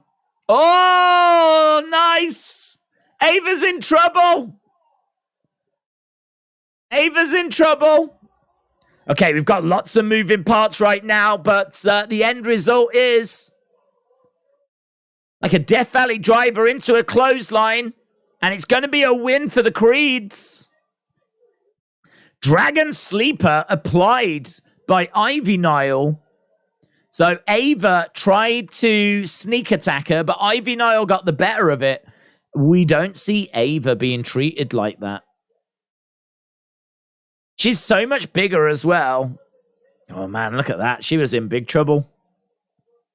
Ava was in big trouble.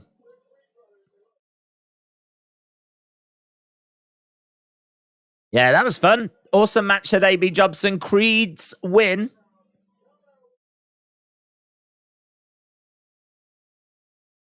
Battleground, a week on Sunday.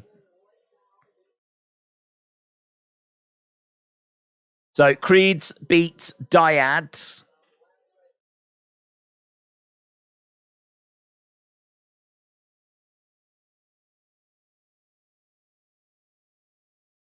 Ava tries to attack Ivy, but it backfires. Okay, we've got Tony and Stax. They've gone out for a lovely meal.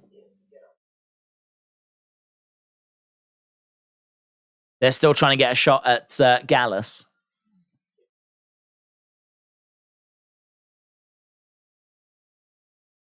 The shipment's delayed, guys. The shipment is delayed. Battleground and Double or Nothing on at the same time, says James. Are you streaming Battleground? I'm pumped, but need more matches. I'm cold. I'm not pumped, I'm cold. Who's this?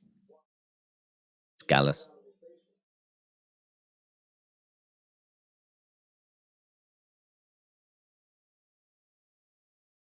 That looks like Wolfgang.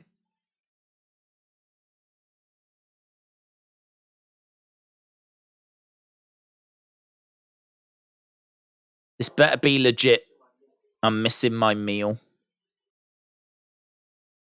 Oh, it's not Wolfgang.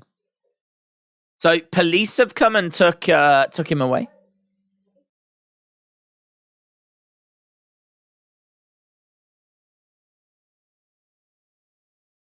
Criminal acts.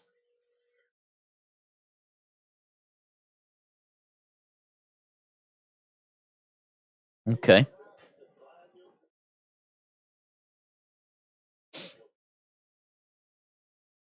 Here are the Creeds.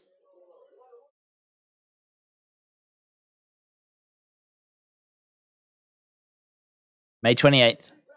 Battleground. Gallus. Creed Brothers. So Creeds call out Gallus. Okay. So the police are questioning Tony. Creeds call out Gallus. And coming up next, we got the Supernova Sessions. I'm so excited for this, man. I am so excited. Let's go. Let's go. I'd love to see Cora Jade in Judgment Day, says Nicole. Wrestlers pretending to be cops is lousy segments. Coach Co said, I wake in the morning and I step outside and I take a deep breath and I get real high and I scream from the top of my lungs, what's going on?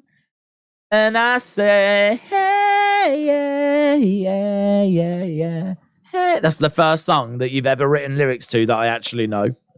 I say, hey, what's going on? For non-blondes. I didn't know it was called What's Up. Is that what it's called? I thought it was called What's Going On. It's called What's Up. And I say, hey, yeah, yeah, yeah, yeah. Hey, yeah, yeah.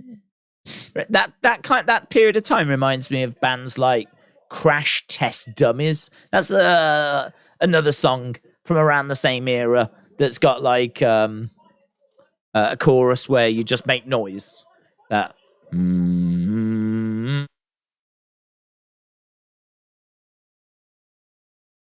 Once there was this girl who got into an accident and gone right out of school. I don't know the lyrics. But, yeah. Reminds me of that.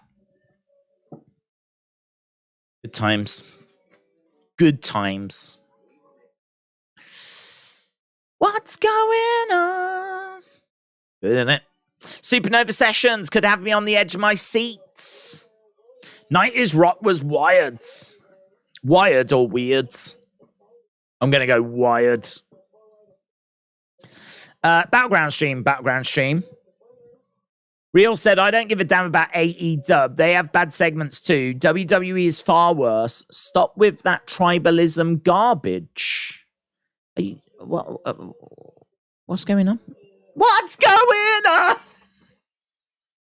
And I say, hey, yeah. Amy Jobson said, ask a non-wrestling fan if they know what the finger poke of doom is. Wow. Jesus. Hello, darling. Have you ever heard of a Montreal screw job? Have you ever heard of a finger poke of doom? Have you ever heard of the gorilla position?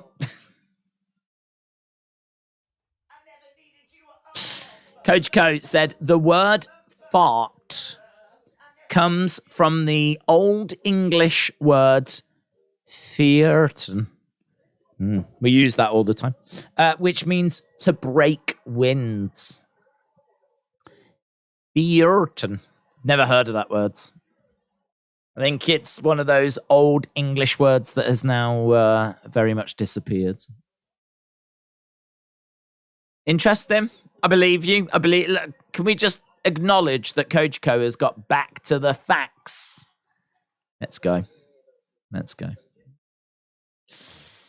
That was a good song. Until now. What? You on about? How dare you? Right, Supernova Sessions coming up. Oh, I'd love it if Shah Samuels is going to come out.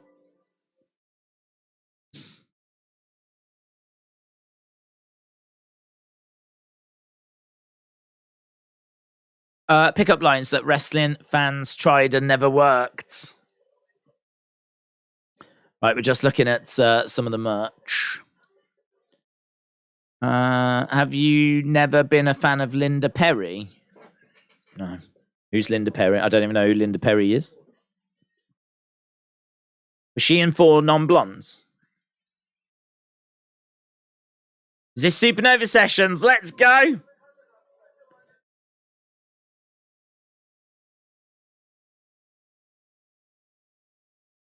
Supernova Sessions. Let's go! Yes! Hear me now!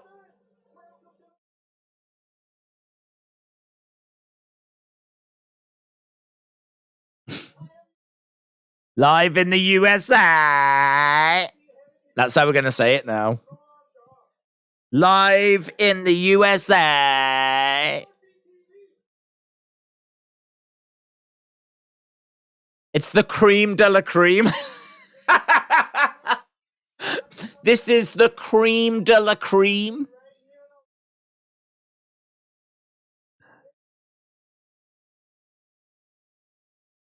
They tell me my first guest is a supreme athlete. MJF's looking well.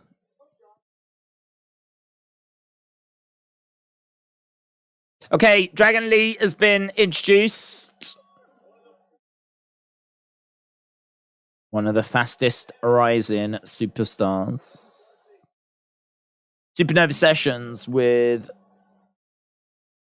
Dragon Lee, the cream de la cream. I love that line. The cream de la cream.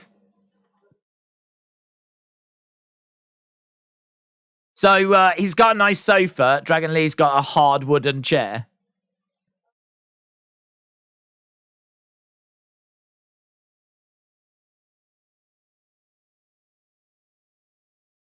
You know, speak, I prepare. What's he got? He's got a Spanish made easy level 1 book.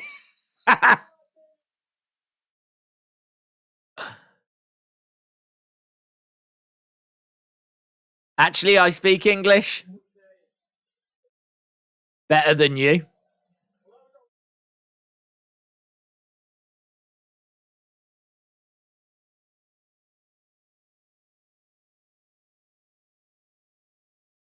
He says that he's had an unremarkable career.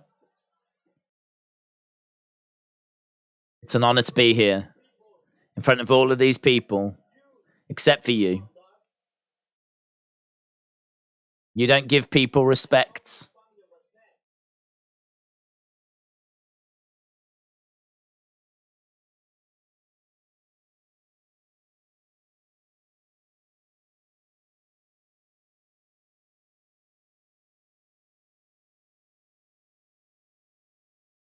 We're not here to talk about your dad.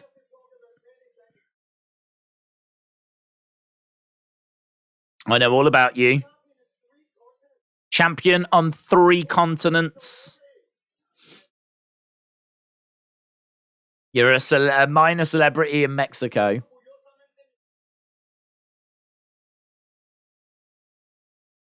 Look at the plant.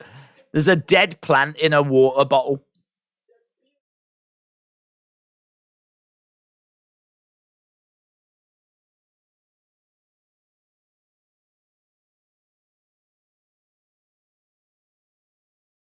This passion. Dragon Lee chant.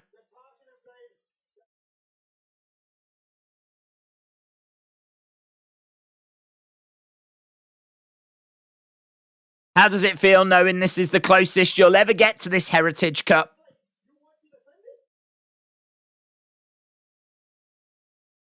Tranquilo, tranquilo.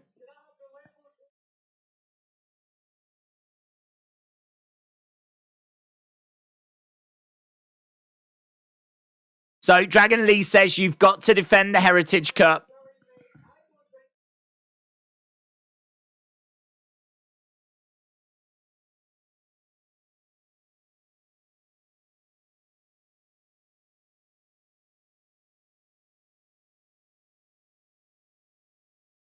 Yeah, there are different rules. Marcus, shout out to you, buds. Appreciate the kind words. Yeah, that was a fun video, that was.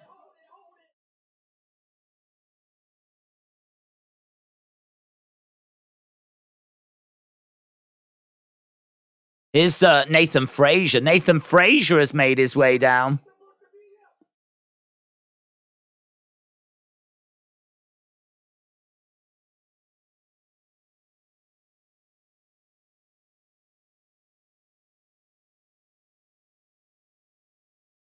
That cup is not an annual trophy. It's got to be defended like every other championship.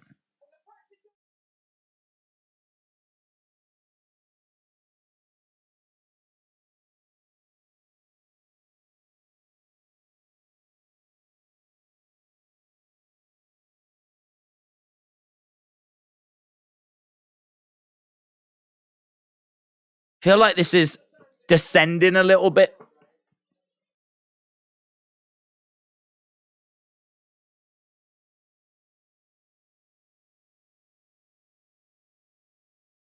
Nathan says, we would love to see you, Dragon Lee, take on Noam Dar for the cup. I feel like this has just been an argument about the cup for a little bit.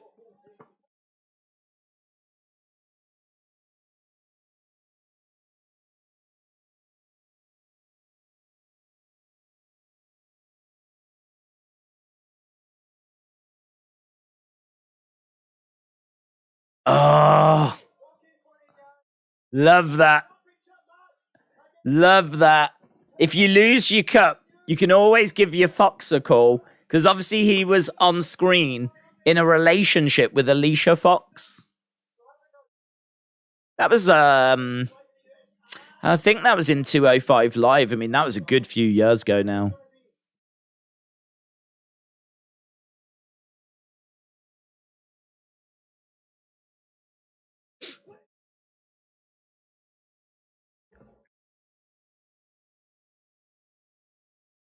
So Nathan Frazier interrupts.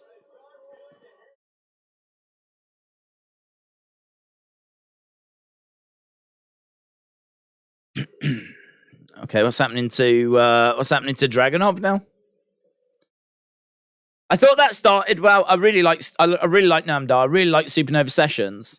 So I thought that started well, but I just saw it sort of ran out of pace, ran out of steam. I think it just started to become about the Heritage Cup and it lost its kind of humour. But I thought it had a bit of humour at the start.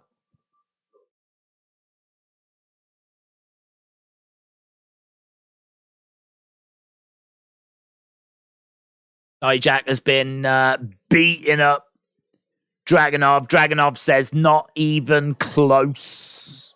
Not even close.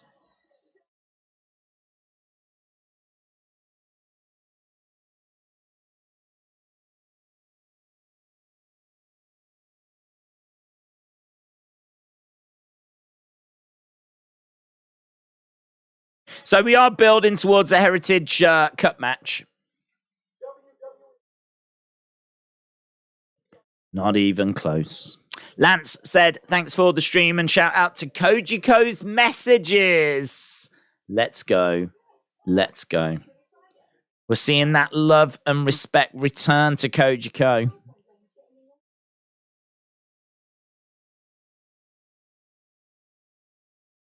Not even close. Boom.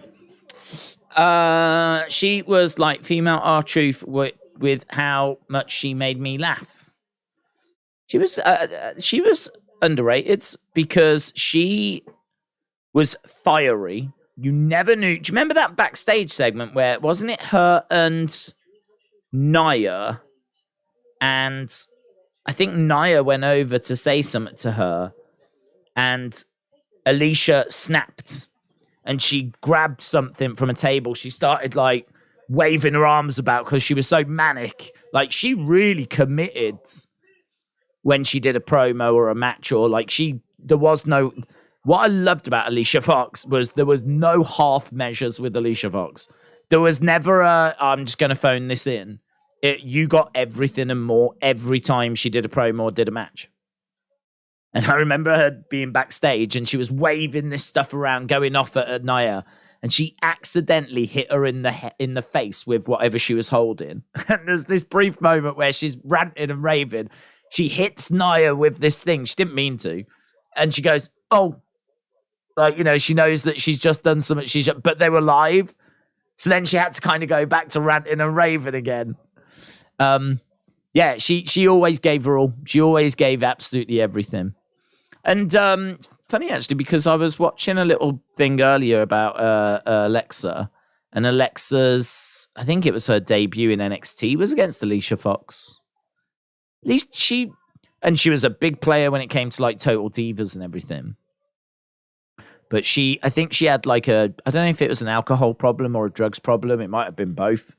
But, you know, she would often get suspended, fail wellness policies or whatever, but she was living life to the max. I think in every way possible, every way imaginable, she was living life to the max.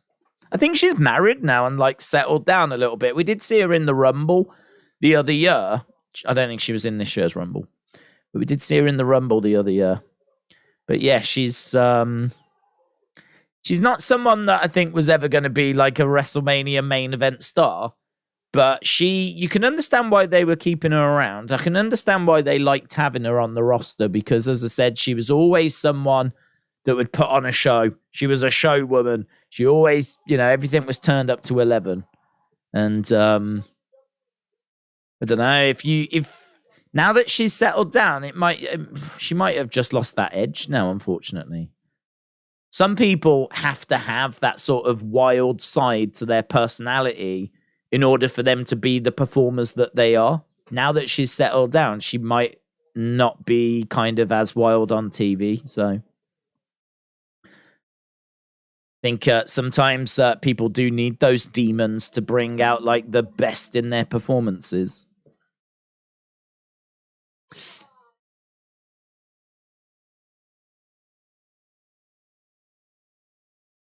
Okay, so we got Jacy Jayne. She's just answering some questions. We are getting to halftime scores.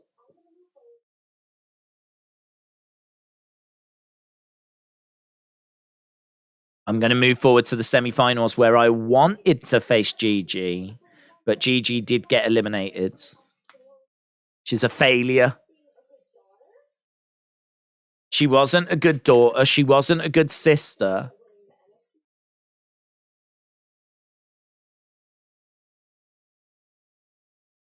I'm a winner. I'm the complete opposite.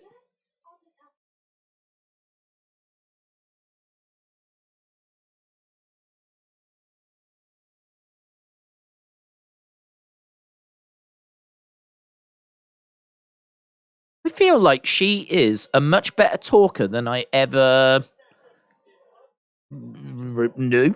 I mean, I don't know that, like, her being in Toxic Attraction and, like, being in the background and Mandy, I know that they did get some promo time, but, like, yeah, now that she's, like, full on heel, she's even turned heel on another heel, and she's, like, really, bringing out that kind of worst side of herself.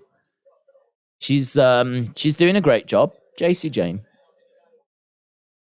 Right, we are underway with this match. This is Carmelo Hayes and Trick taking on Dempsey and Gulak. Let's go. Let's go. Everyone makes mistakes. Forgive, don't forget. Mercy, blah, blah, blah. Says Curse One. Alicia Fox, I think, had a drinking problem. Art Anderson let her perform when she was drunk. Oh, yes. I do remember that.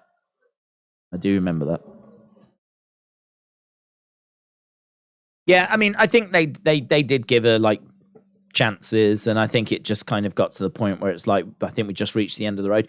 But not only that, I think she was falling down the pecking order as well. Because she was, as I said, look, there was limitations there. She actually had some really nice moves. I think she had a real nice suplex.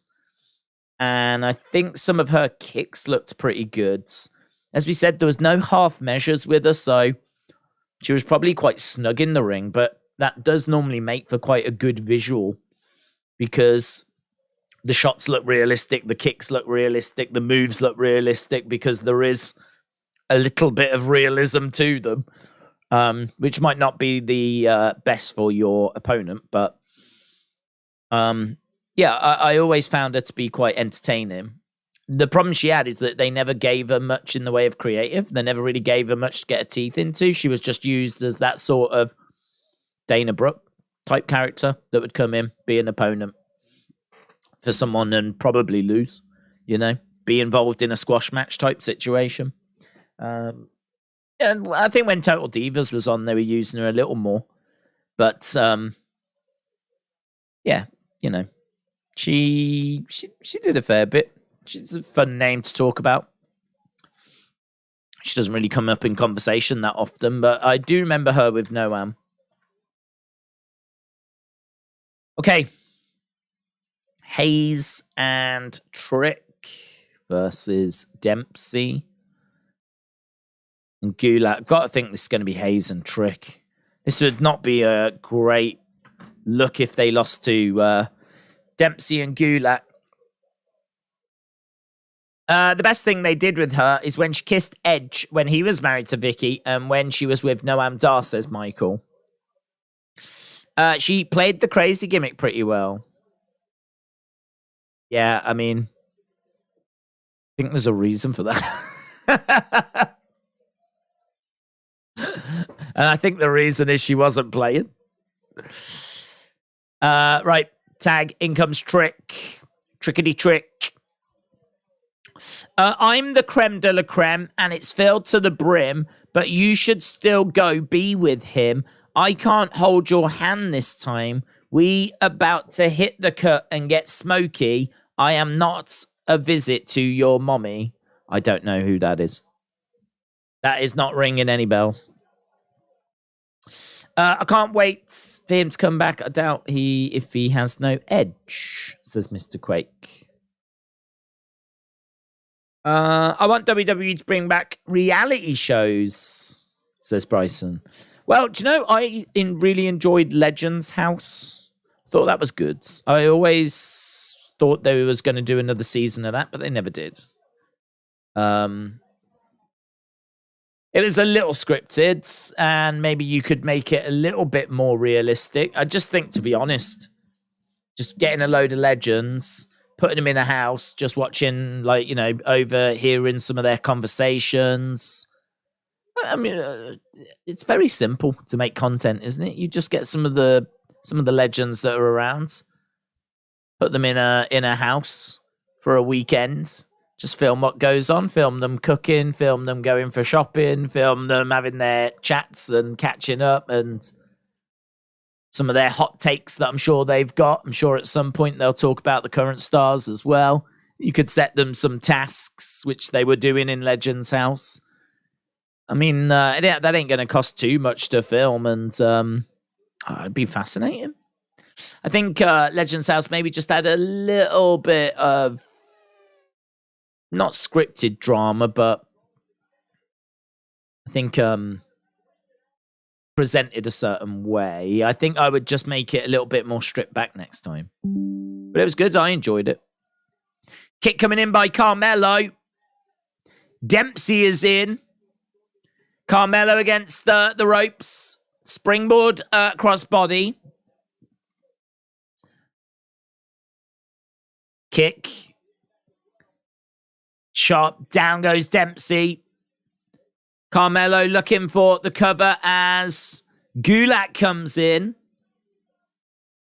Into the corner goes Gulak. Tag made. Trick comes in. Trick collides into Gulak. Trick all kinds of fired up right now, going after Dempsey. Dempsey trying to fight back. Trick looking for a backslides. No joy. Against the ropes. Big boots. Down goes Dempsey. They could bring back WWE Confidential. Yeah, that was pretty fun. That was pretty fun. 2, 3. Boom. Hayes and Trick with the win.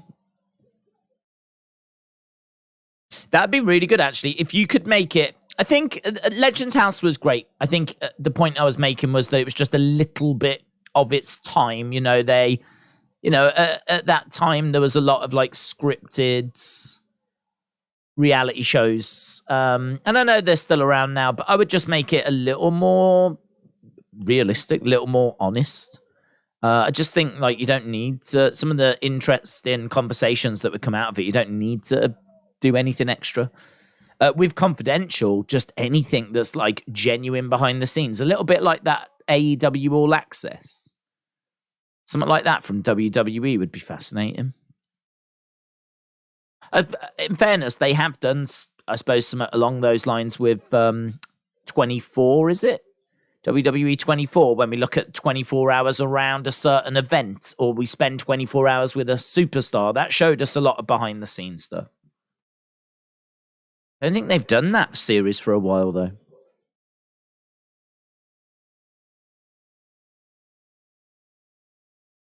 Braun is in the barbershop.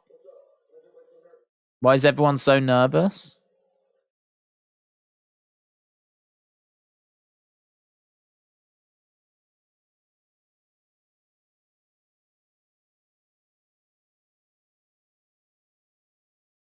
So Braun is at the barbershop. See you at the barbershop. Okay, here is Hale.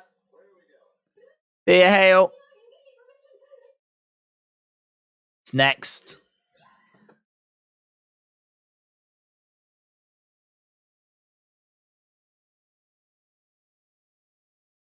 Let's go. Come on, Duke. Come on, Duke. Thea Hale coming up next. Let's go. 365 was great, says Alex Bliss Gamer. What was that one? Was that where we spent a year with someone? I don't remember that one. I don't remember 365. What was that one? What do you think of the report WWE is hesitant to put the title on Seth? Haven't seen that report. Haven't seen it. So I don't know. I'd be surprised. I'm expecting him to win. Do you remember Bite This? Yeah, the web show. I don't know that you could bring that back now. I think that was a bit of a novelty at its time. But yeah, there's some it's funny when you actually go back, start thinking about like how many different shows they've done and on how many different platforms as well. Was Bite This on the website? I swear Thea is playing the cheerleader character that was on Saturday Night Live, said Loopy Girl. WWE Experience. Tim said, I can't believe Drew Gulak didn't win. He is 15-500 in WWE now. Carmelo said, we go be here all night. Some of these people need to learn proper English. We're going to be here all night. We go be here all night. It's missing out letters. We're go. Oh, do you know what else? Do you know what we're missing out on? We're missing out on this. Hang on. Halftime scores, everybody. It's the halftime scores. I really want to know your halftime scores. Put it in the chat. Halftime scores, everybody, it's the halftime scores. Are you happy? It's the halftime scores. Are you happy or you sad? Halftime scores, everybody, it's the halftime scores. I should get that recorded. If I got it recorded, I could just press play then. Just sit here like this. Alex said, did you get the remastered GoldenEye game? Didn't even know it was out. But I love that game, and I will totally get that game. Have you played Watch Dogs yet? No, it's still sealed. Did you get Google Stadia console? Didn't. I was aware of it, and I was intrigued by it. I don't know if I was ever realistically going to buy it, though. I got the Steam Deck thing. Did get that. But I never got Google Stadia, and it's closed now anyway, I think. I don't think it's still going, that one. But I'm very interested in that GoldenEye. Didn't know that was a thing. Did I even know if that was coming out? I don't even think I knew it was coming out. Is it on PC? Am I looking right now? Maybe I am. Top sellers. Far Cry, Sims 4, Football Manager. I can't see it on Steam. GoldenEye. Might be like on the Switch only type thing. Can't see it on Steam. GoldenEye 007. Switch Online. Is that what it is? Switch Online? Remastered PC. Releases on Switch in January. It's available on Switch and please be PC. Xbox. I mean, actually, I do have a Switch. Somewhere. Yeah, I'm interested. 6167 Lex Bliss Games said 365 is when they would follow a superstar for a year. Lex Bliss had one that went from 34 to 35. Loop Girl said 6. Bryson said 8. Have you seen the UFC 291 cards? This girl's a bit Alicia Fox. Oh, Lash Legends.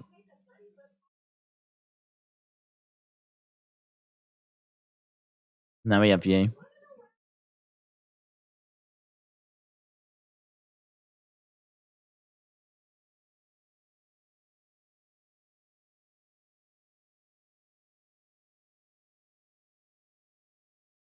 Do you see that one?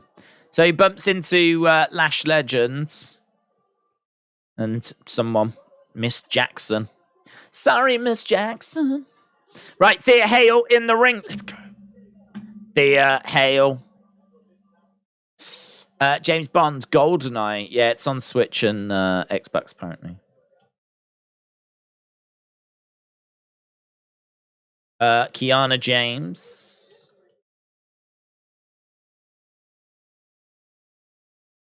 Thea versus Kiana. Different ring gear, this for Thea. I don't think I've seen her in this white attire before. Guessing this will be a win for Kiana. She is a former women's tag champ along with Fallon. She's back doing her own thing now.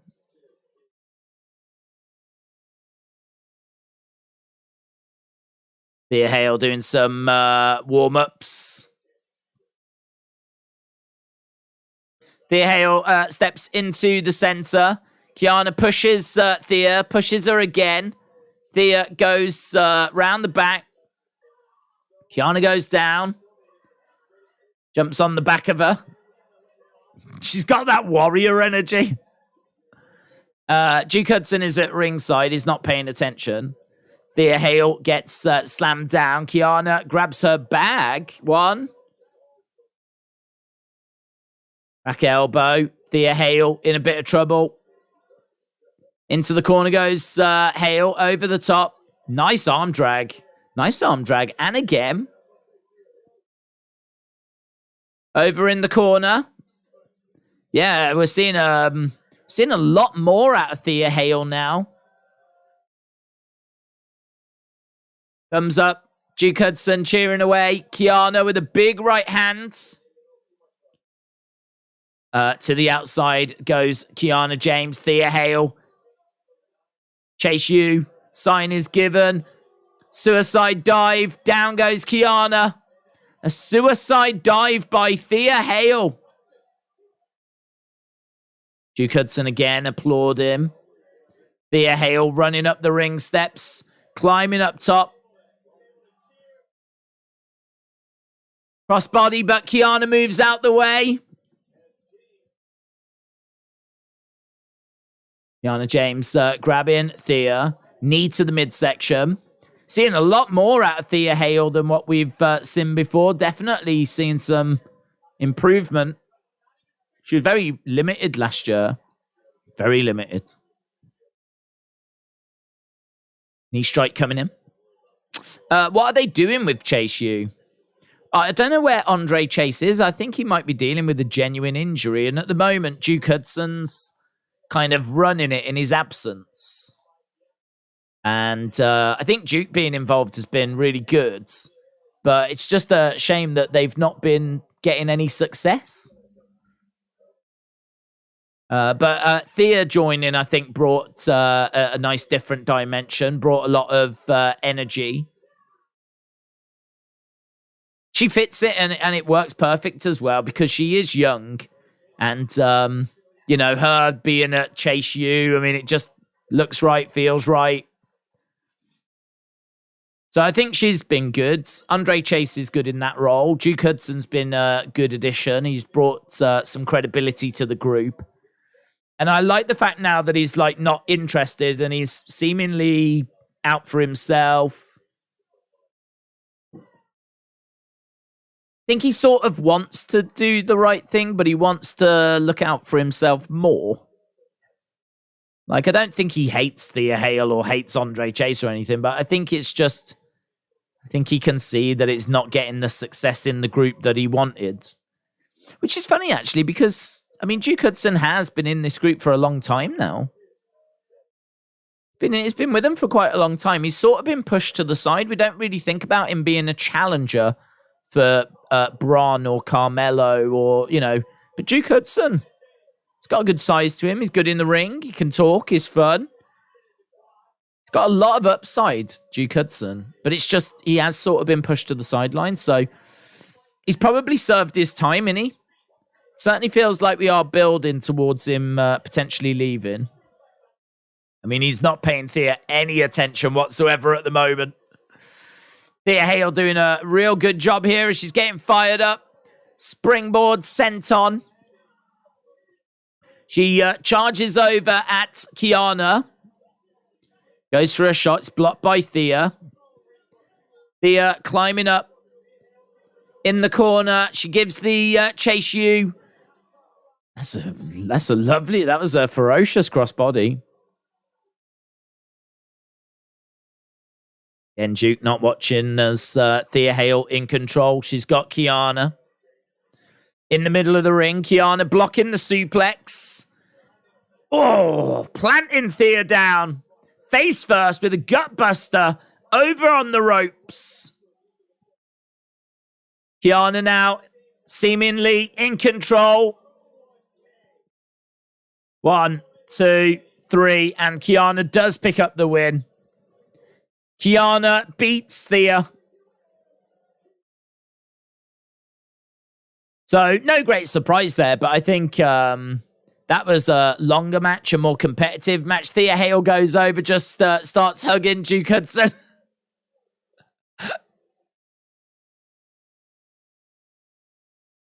We are just seeing Tank with his tooth that came out last week.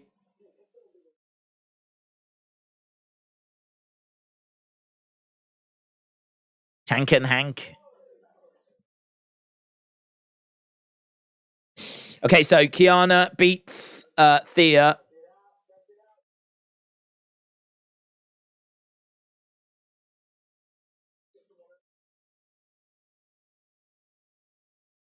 So Tank says he's got a new tooth and a souvenir following his match last week.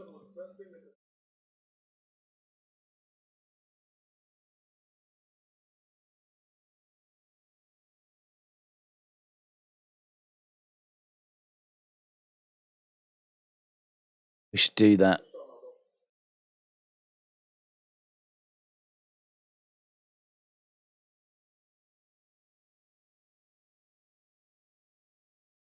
I like this.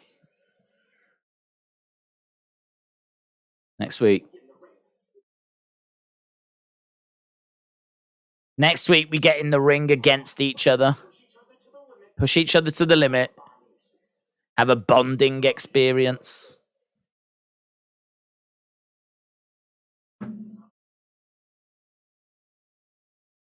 Okay, so next week's going to be Tank versus Hank in a match to get them bonding.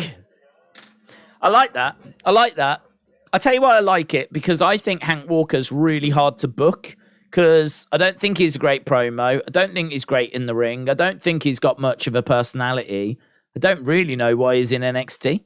So I think it's really difficult to book. So what they've done is they've put him in a tag team with Tank Ledger, who's a real fiery personality.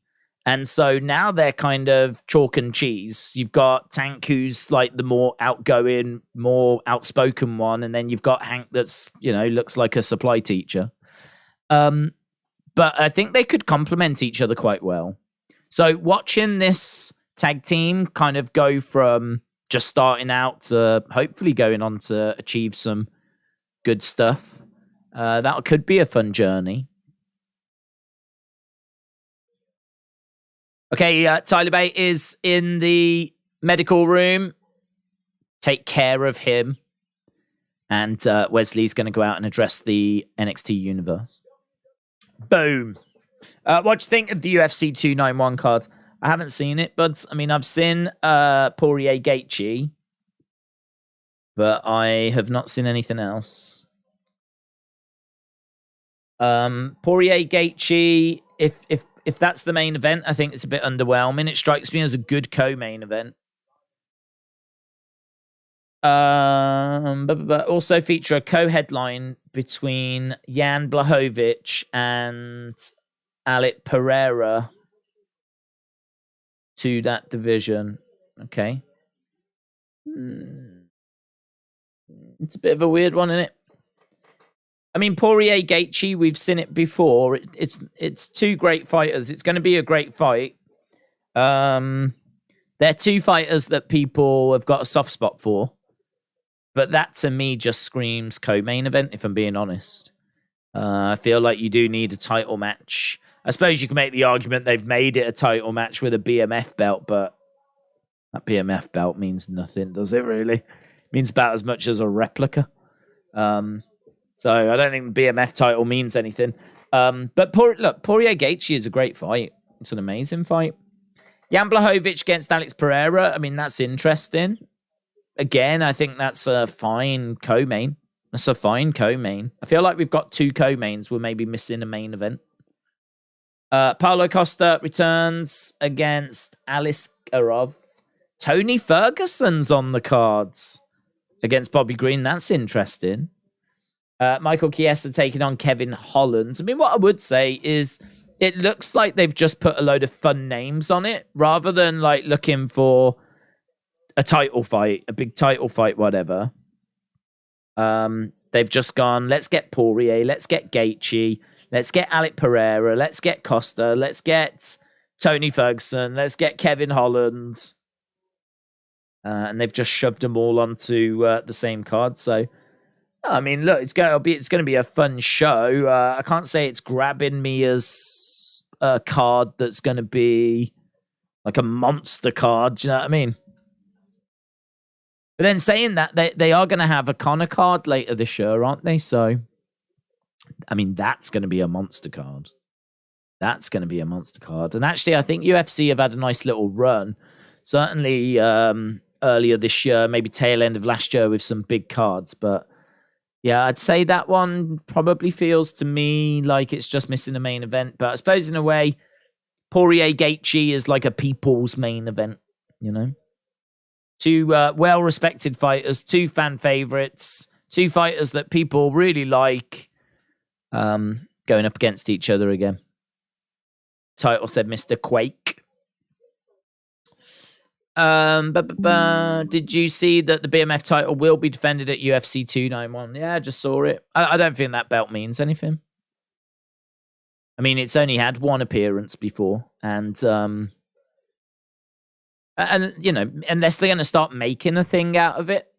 But Masvidal won it and just held it hostage, didn't he? We got a little promo here by Dabba-Kato.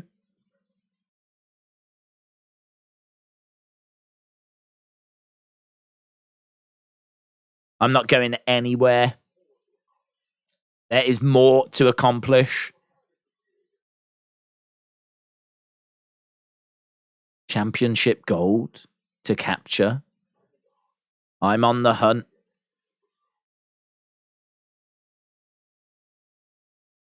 Every NXT superstar is my prey.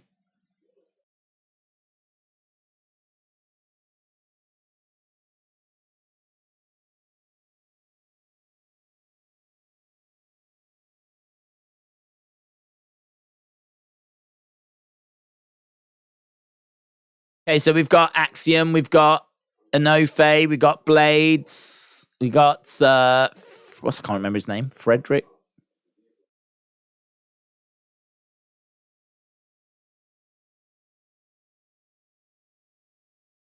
Okay, so what's this lead into?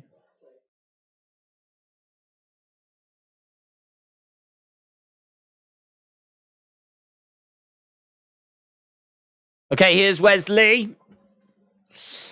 They never finished the feud with Dabba-Kato and Apollo. No.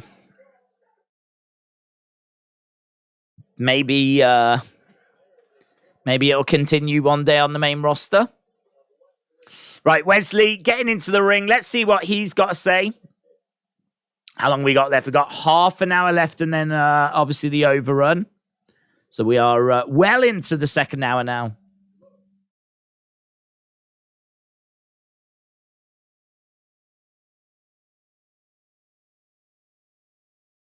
So no Wesley Tyler Bate tonight.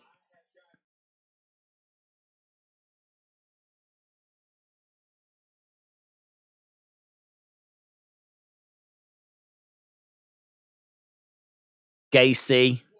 So he's cutting a promo on Jacy.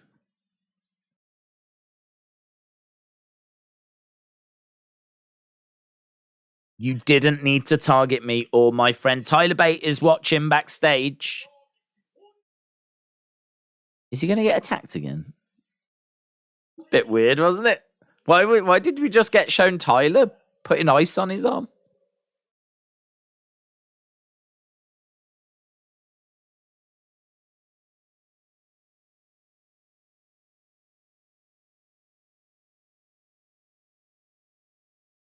Ava selling her injury from earlier.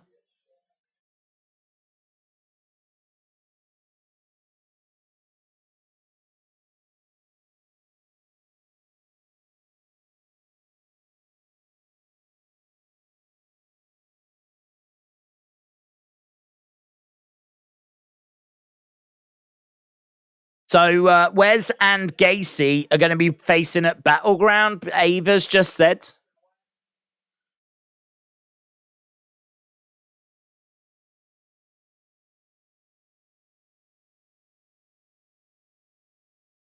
Tyler is still watching. He is coming out of the medical facility.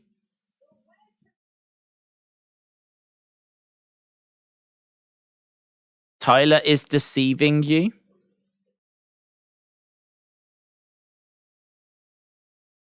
The wedge has already been created. Tyler is deceiving you.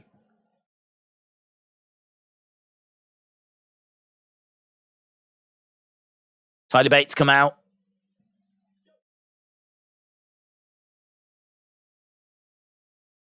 They said Tyler's deceiving you. I'm kind of intrigued here.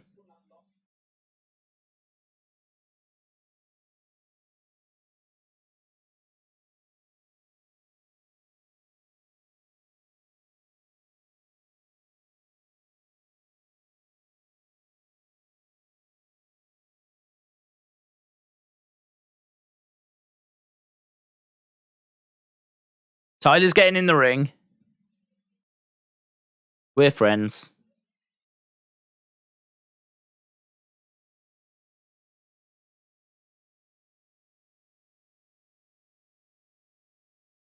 Tyler Bate wants a match for that North American Championship. Yeah, Jacy, shut up. Jacy looks like Dutch with those glasses. Don't do it, Tyler, said Bryson.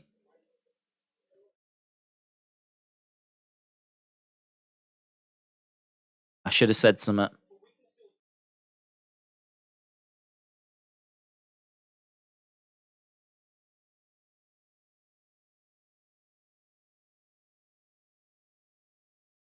I'd never let this title get in the way of our friendship, says Tyler.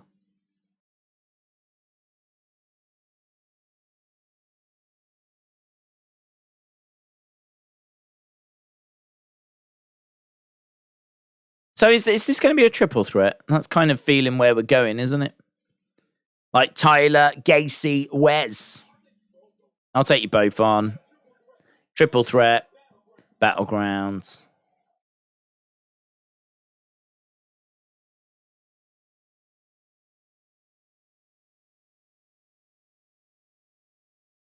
I don't feel I can trust you. He's upset at Tyler now. Oh, God, everyone's fallen out. Oh, God.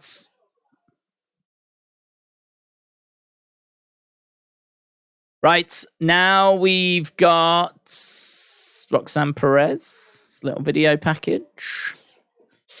Daze, thoughts on the Ngannou PFL deal? He can still box. It's just money in it at the end of the day. I mean, him going to the PFL, I think, is a bit pointless. Don't think the PFL represents the best of the best. But it's just money. It just comes down to money. He's just got what he needed. And he can still box, so...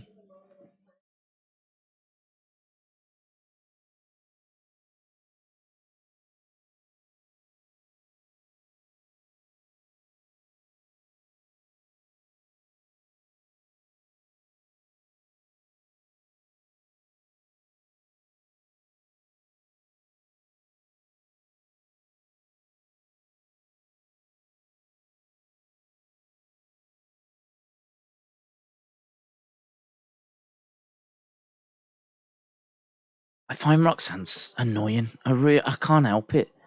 I find her annoying. I feel like I'm watching like a young girl. I mean, I suppose she is. But like she just like looks off in wonder about what the future's gonna hold. And do you know what I mean? Like you didn't get that with Bret Hart or Shawn Michaels or Hulk Hogan or Andre the Giant. I didn't see Andre the Giant. Such a magical time. I feel like I'm watching like a flipping Disney princess. Such a magical time. I wonder what the next year's going to hold.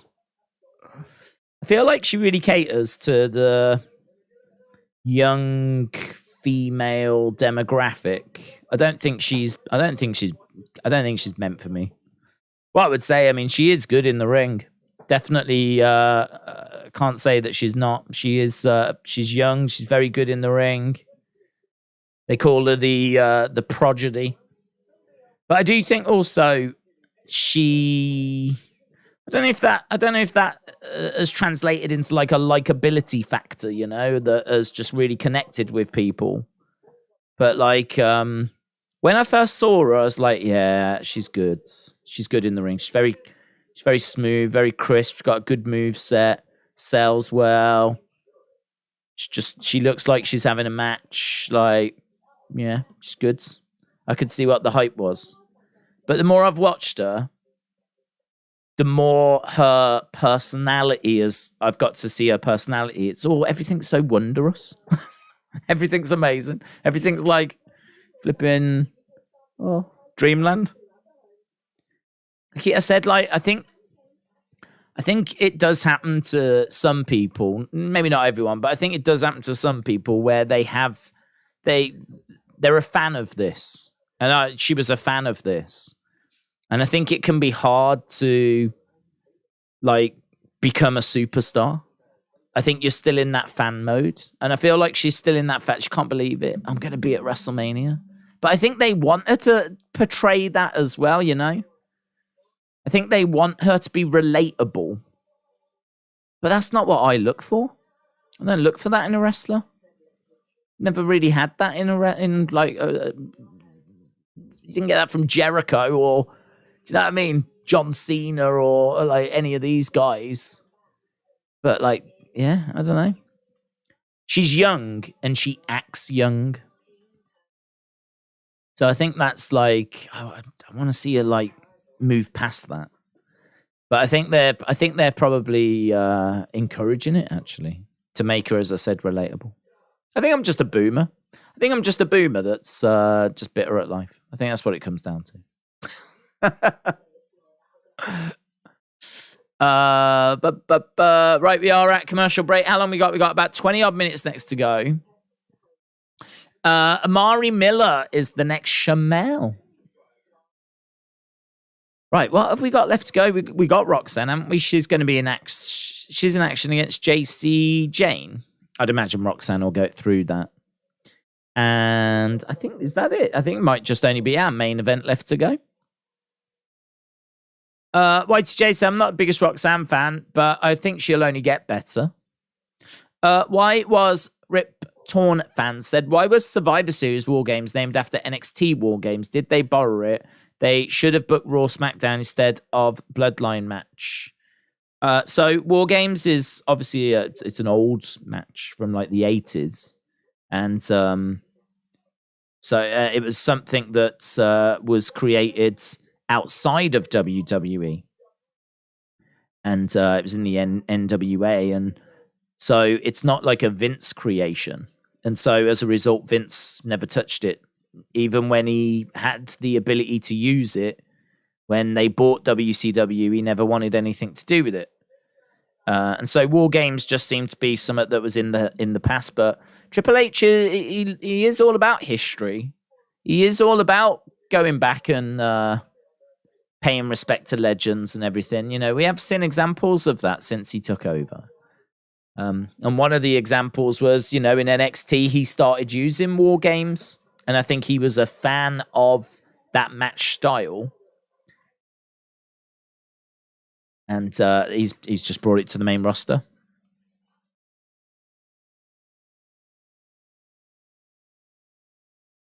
We got Vaughn.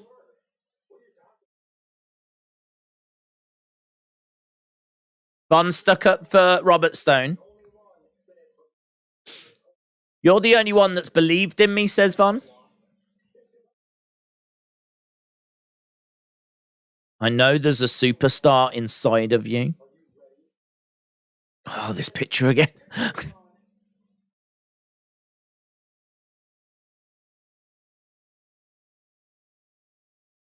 Nice try. Still won't talk about the picture. So he shows him that picture of Von when he was young. Here's Jacy Jayne. Why have a go for her for a gimmick? It's the writer's fault. Roxanne has no say. Yeah, but I think you're getting a bit confused because we're not talking about her. I don't even know if Roxanne's her real name. I'm talking about the character that's on screen.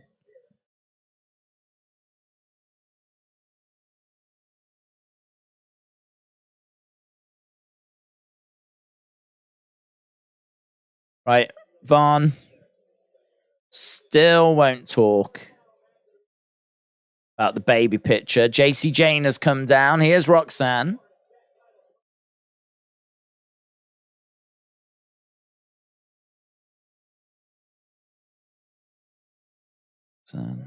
Versus Jacy. Come on, Von, spill the beans, says Bryson. I want Survivor Series bragging rights, says Mr. Quake. Trent said, I've not been paying close attention. I've been distracted during this episode. Am I missing much? No. I mean, what I would say with NXT is it's solid. You know, I don't really necessarily watch it and feel bored, but I don't know that there's like essential things going on. Oh my God, you need to check this out type stuff, you know? Like they're really doing some stuff down in NXT. Like I don't think it doesn't quite feel like that. Well, at least this episode doesn't. I think by the time we get to Battlegrounds, like we should have some decent matches.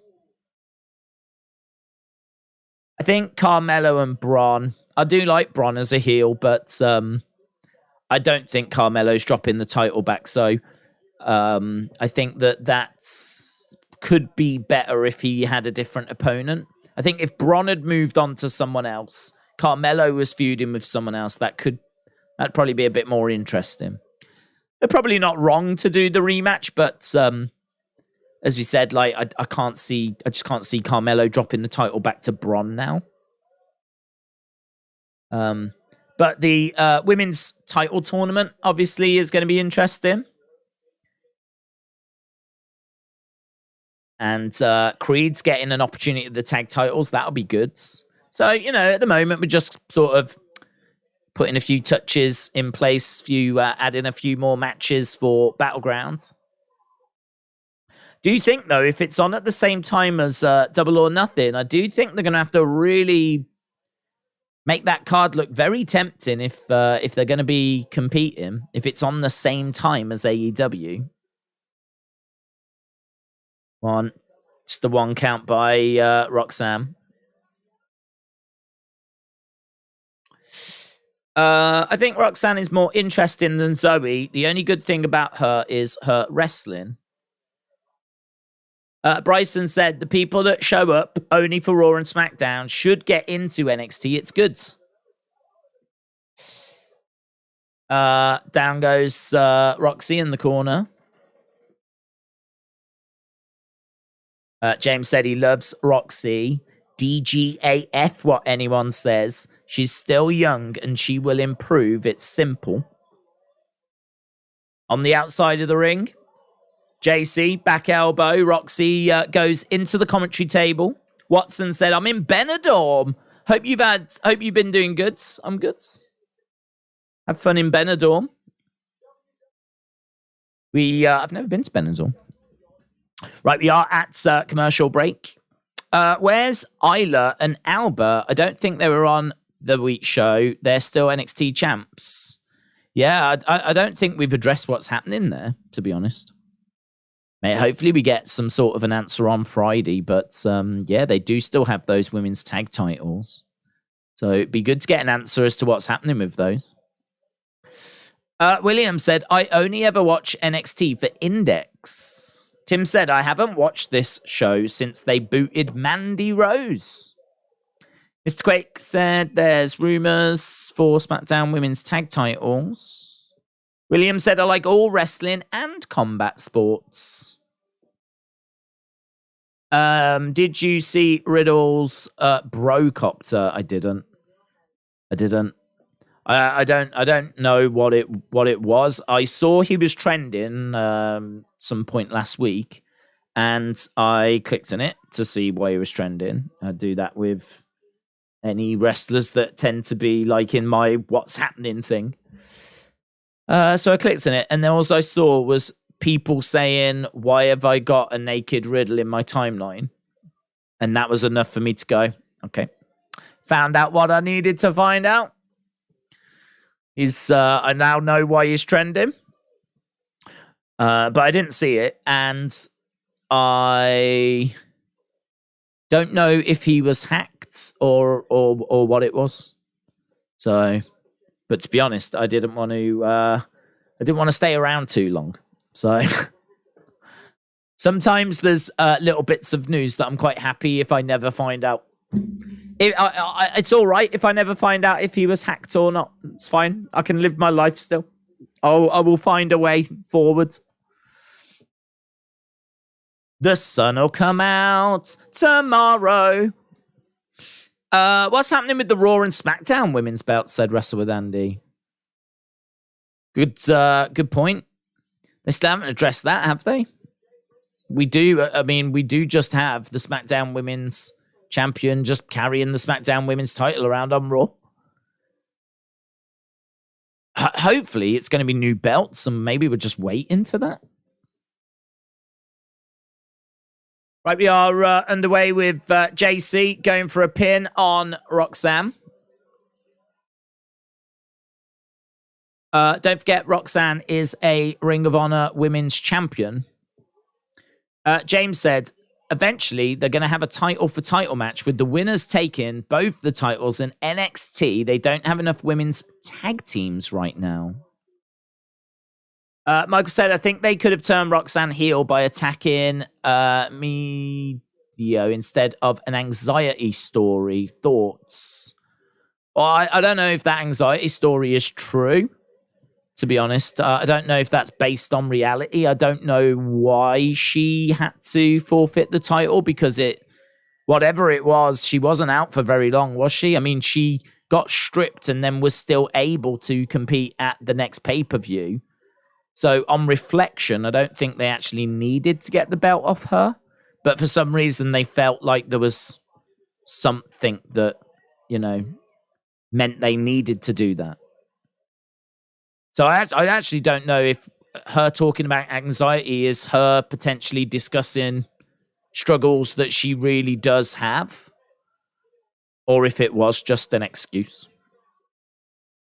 Be a bit of a weird excuse, that one, because I feel like it would be easier to just say that she had an injury. They first thought it was severe, but now results have shown it's not as bad as expected, like a physical injury. It is sort of interesting that they went down a mental health road, which just makes me think there might be some truth to it. Dropkick by Roxanne as Jacy goes out the ring. Hip up by Roxanne. Roxanne going against the ropes. Suicide dive into Jacy. Jacy down.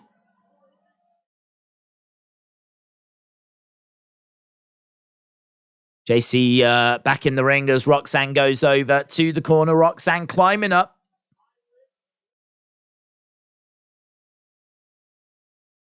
Crossbody, down goes Roxanne goes against the ropes. Knee strike by Roxanne. Looking for a leg sweep. Going for the cover. Kick out.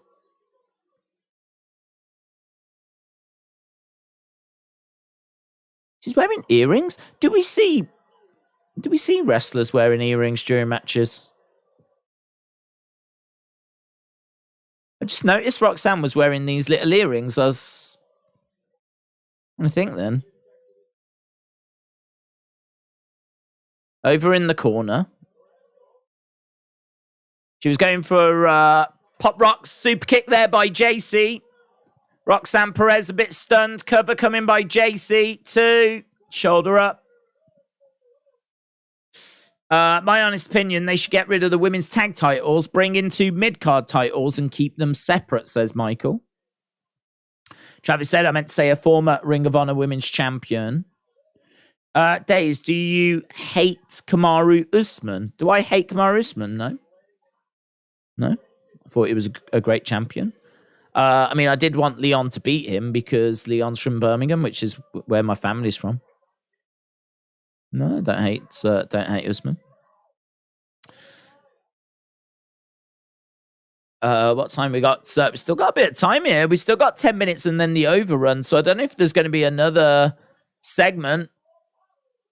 Pop Rocks connects. 1, 2, 3. Roxanne wins.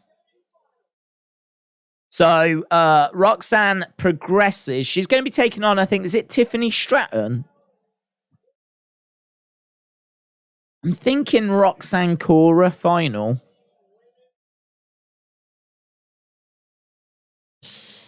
I returned to American Legion Post 100s for AR Dub Pro. AR Dub. AR Dub. AR Dub. So, Pop Rocks connects.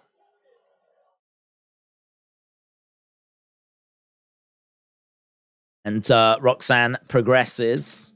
So, Roxanne versus Tiffany and Lyra versus Cora. 4 women left. One of those are going to become the new NXT Women's Champion.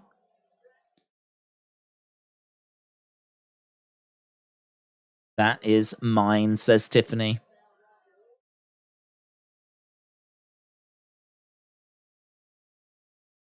Now we've got Gigi attacking Jacy. Gigi attacking Jacy in the ring.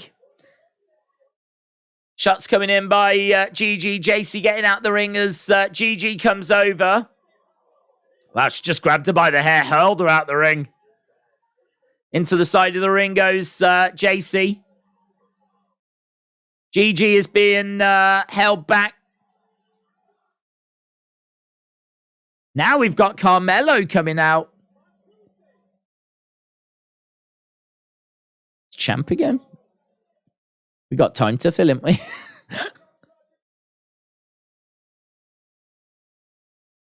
So he's calling out Bron Breakker now.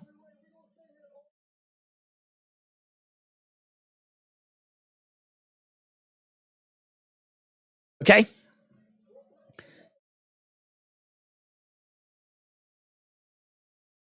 Gigi and Jacy brawl. We are going to commercial break. 3 Mellow entrances. Andre hung out in my town. His sister owned a restaurant. He ate most of the lobsters and had to shut it down. Is that true? He ate most of the food and then had to shut the restaurant down. Legend. Taruka, shout out to you. Just popped in to say hello. Hello, hello, hello. Are you intensely dropping? I am, says Marcus. What does that mean? Is that like a dance move? Is that like a TikTok thing? Intensely dropping. I think I don't think I would have gone back to the Bron Carmelo thing. If we have got a bit of time to fill, I feel like we've done this. But I suppose it is the main event of the forthcoming pay-per-view, so I suppose, you know, I can understand it. Maybe I wouldn't have done it earlier, and I would have, you know, saved it for now maybe instead and done something else earlier.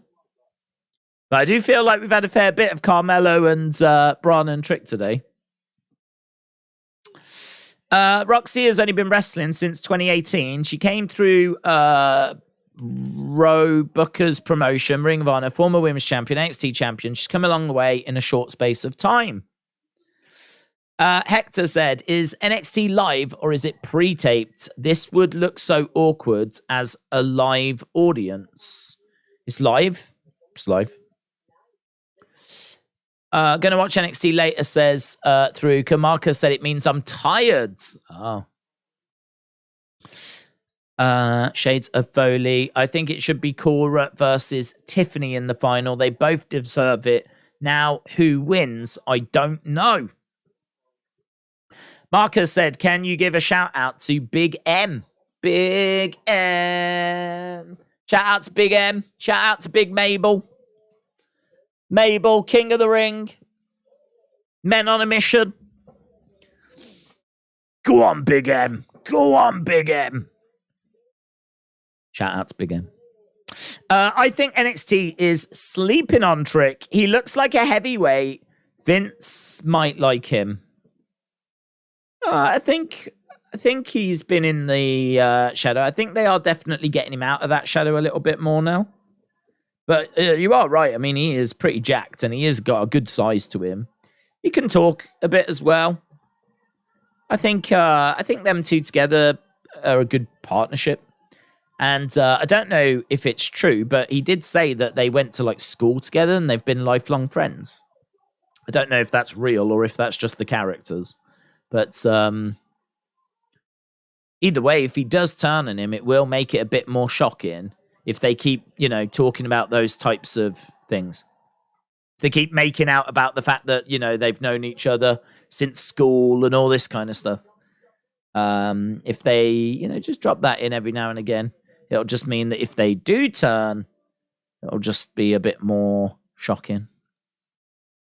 Because these two apparently weren't just chucked together. They've known each other a long time. But I agree. I think there is a good chance that they could turn on each other. Normally, if you've got two people together like that, they do turn eventually. Right, we are coming back from the commercial break, and we are just looking at Roman and Solo.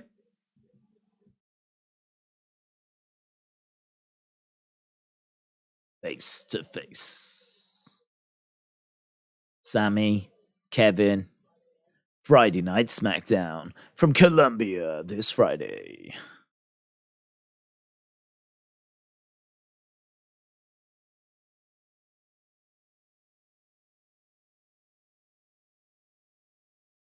Right. Got Dragunov.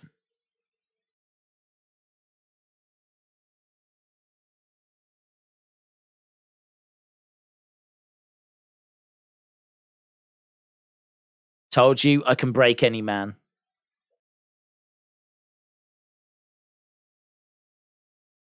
Dragunov stands up. I'm still standing.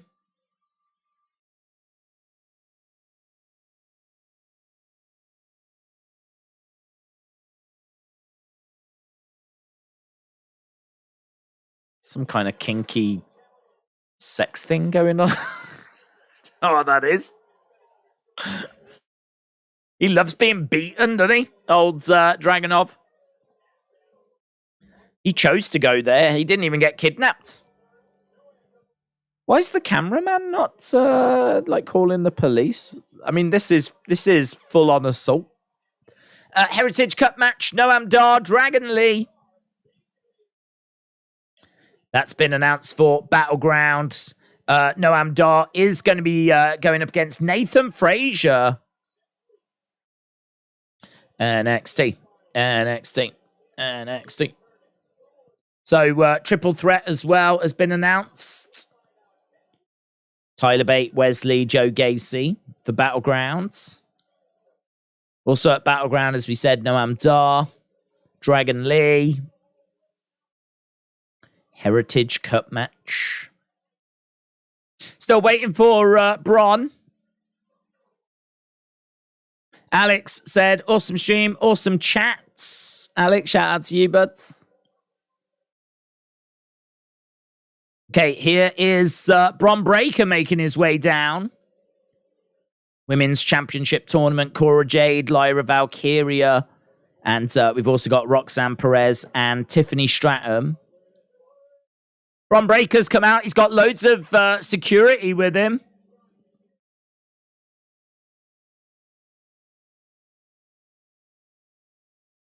So, Bron with security.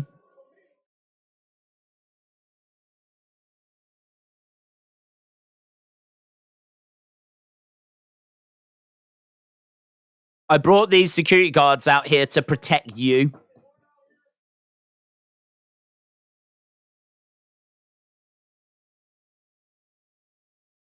If these security guards weren't out here, there would be no NXT Battleground main event.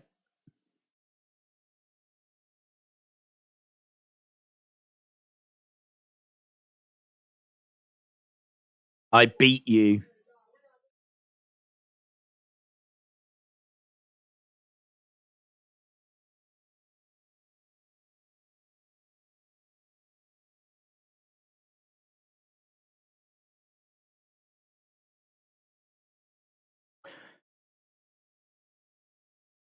Don't blame these people. Don't blame me. Blame yourself.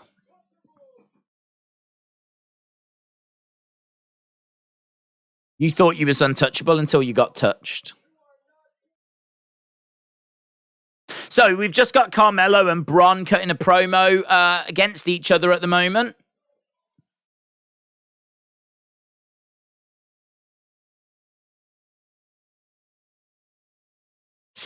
Can we call him by his real name? Baker.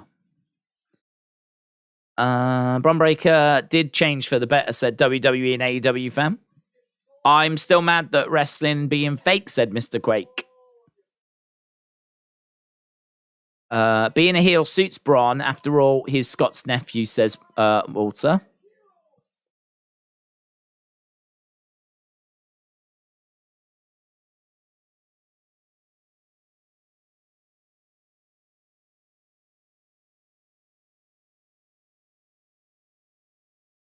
Okay.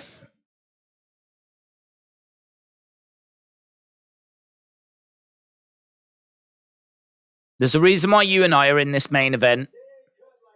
They ain't cut like us.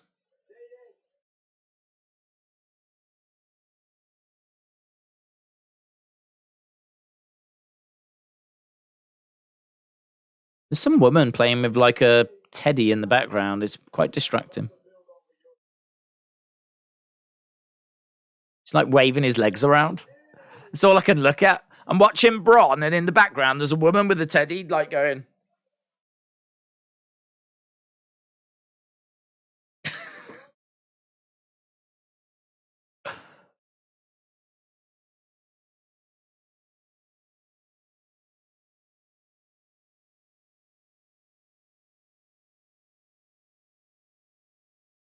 Don't know. I'm waiting for some. I'm waiting for some fire, man. I'm waiting for some kill shots. I'm waiting for something in these promos that's going to really wake you up and like, whoa. You know, if this was MJF, she's moved on to the arms now.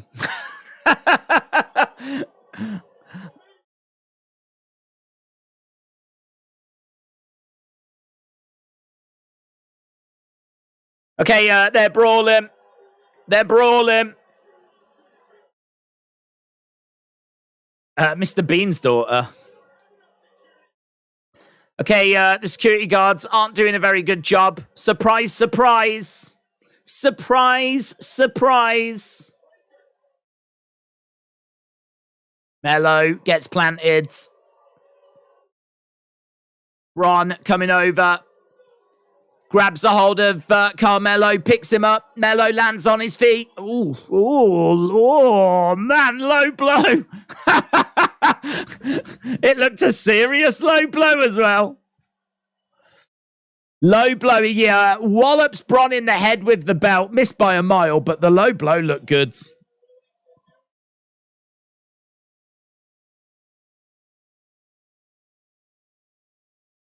Okay, so Mello is down. Bron is down. I want to see that low blow again. Both guys are down at the moment. I think that might be... that low blow looks really good. The camera shot was from behind, so you couldn't really see much of it, but it looked really good. The belt shot, not so much. But NXT ends with... both guys down. And that's it. I think, I don't know, that ending's a little flat for me in the sense of, I could really do with it getting a little bit personal. I could really do with some stuff being said. I could really do with it being something that makes you go, oh, ah. You know, you chuck MJF into that segment and, you know, you're going to end up with something being said. Something that's going to make, you know, people talk on social media. I don't know that there was anything there that's going to really get anyone's attention. The sort of little bit of back and forth and, you know, oh, you're acting tough, but you've got security in front of you type promo, you know? There's not really much more to it than that. So, yeah, it is what it is. I don't know if they maybe should have just extended the Roxanne match a little longer and maybe just wrapped it up with that. But, yeah, I mean, look, as always on a Tuesday, I've ended up with tons of notes. And so there was plenty that actually went on. And as I said, I think Battleground's shaping up to look quite good. So, yeah, NXT's in such an interesting place because even though I don't think it's like OMG, killing it, all that kind of stuff, I think it's just solid. Like, you know, you can tune in and you're going to be entertained. You know that you're going to get something from it. You know you're going to see some good in-ring. You'll see some decent segments. It'll be all right. It'll be all right. So, and I think it was just another week of that, to be honest. So, let's jump in and get the scores done. I'm going to run away and do my little 1 minute review thing.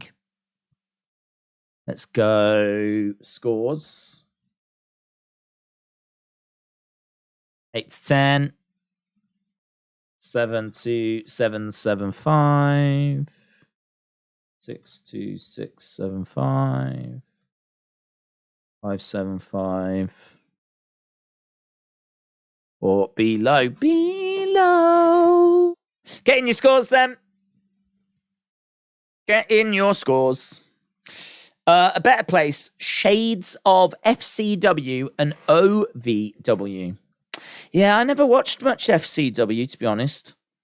That would be a really interesting comparison.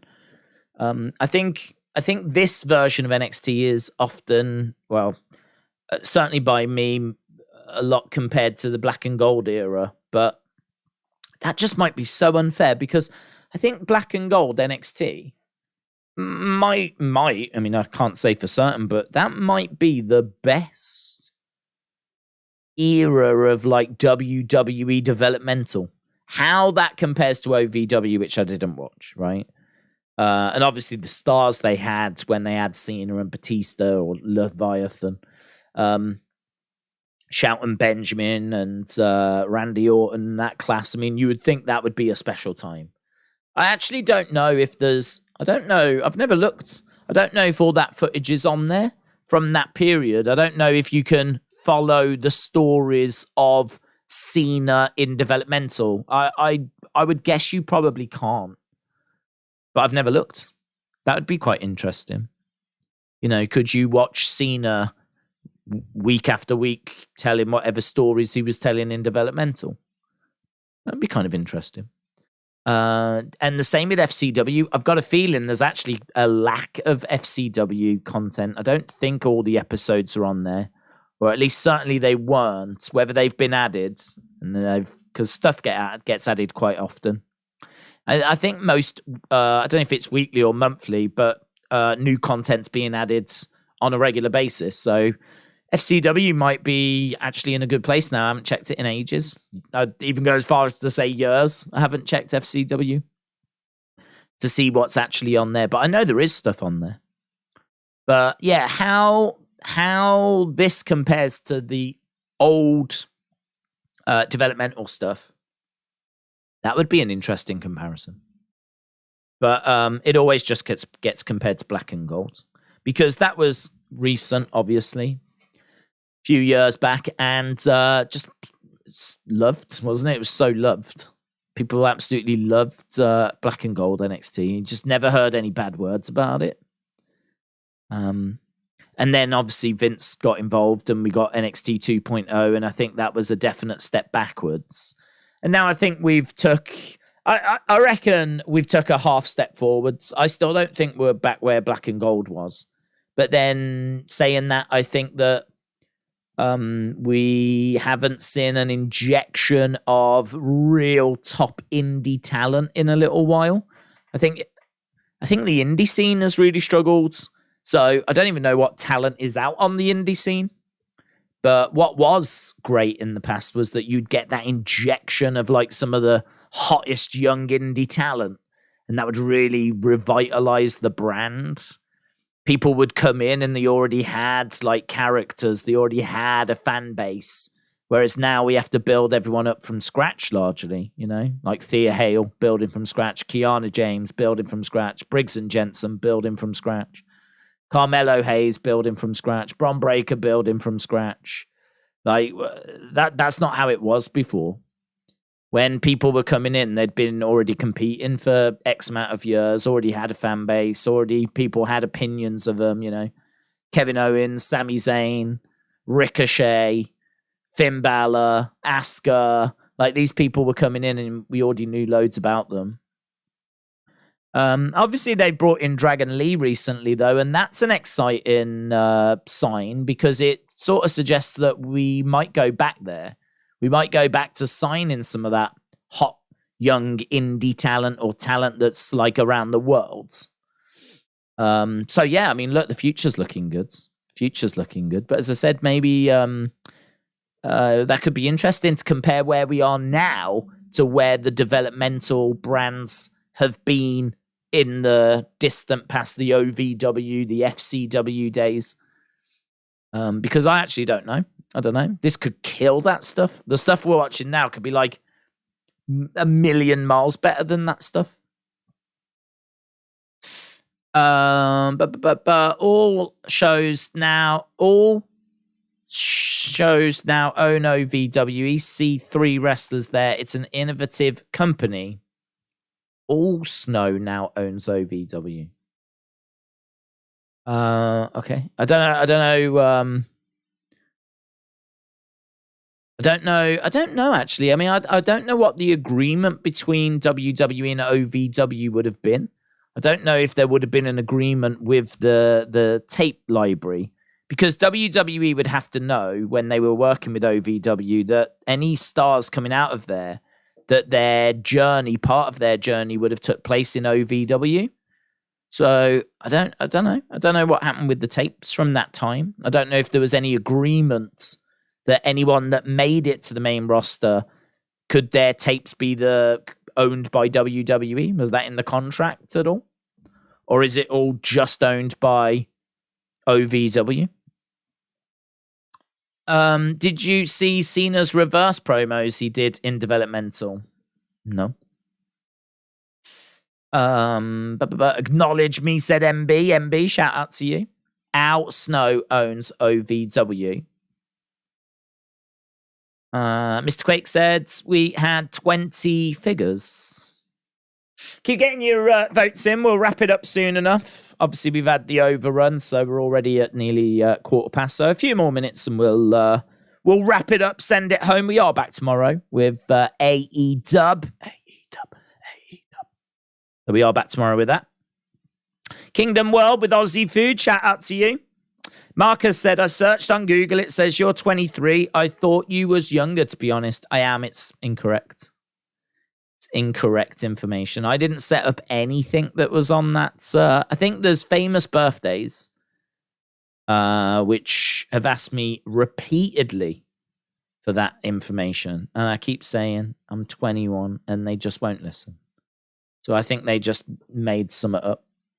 And I think there's a few places, but I have never provided information anywhere. So none of it's real. Get that? Get that? Information on the internet not being correct. Mental. You should look them up. They are funny, says Mitchell. Google is wrong. Daze is 21, says Nicole. And he has stated that for years now. It is true. I am very consistent with that. I think you can believe me, because for a long time now, at least 3 years, I have consistently been saying that I am 21. So it's not, I haven't even changed my message. I've been very disciplined. I've stuck to the message. So, do you know what I mean? If I was lying, I'm sure I would have stumbled at some point and I would have been caught out but for about 3 years now. I've said the exact same thing. So that's how you know it's true. That's how you know it's true. Maryville, Indiana is pronounced Merrillville, Indiana, and Sharonville is pronounced Sharonville, Indiana. I nailed it, mate. MB said, I am Big M. Bum, bum, bum. Tim said, OVW was terrible the last time I watched it. This was a good, solid show, said Bryson. Kieran said, Daze is 21. Thank you. Finally, we're getting somewhere.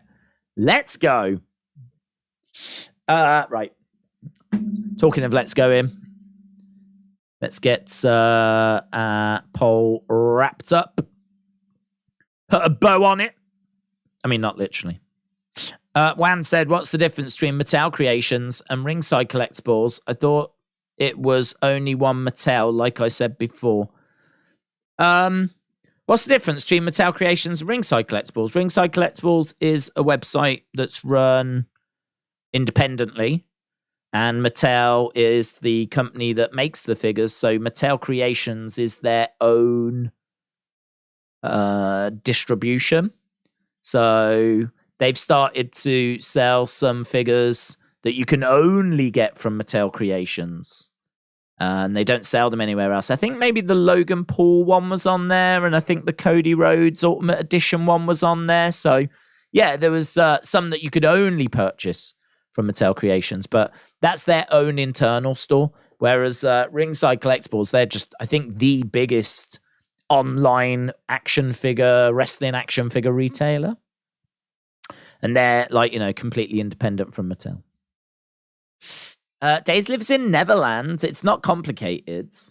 Thank you. Nice, great show.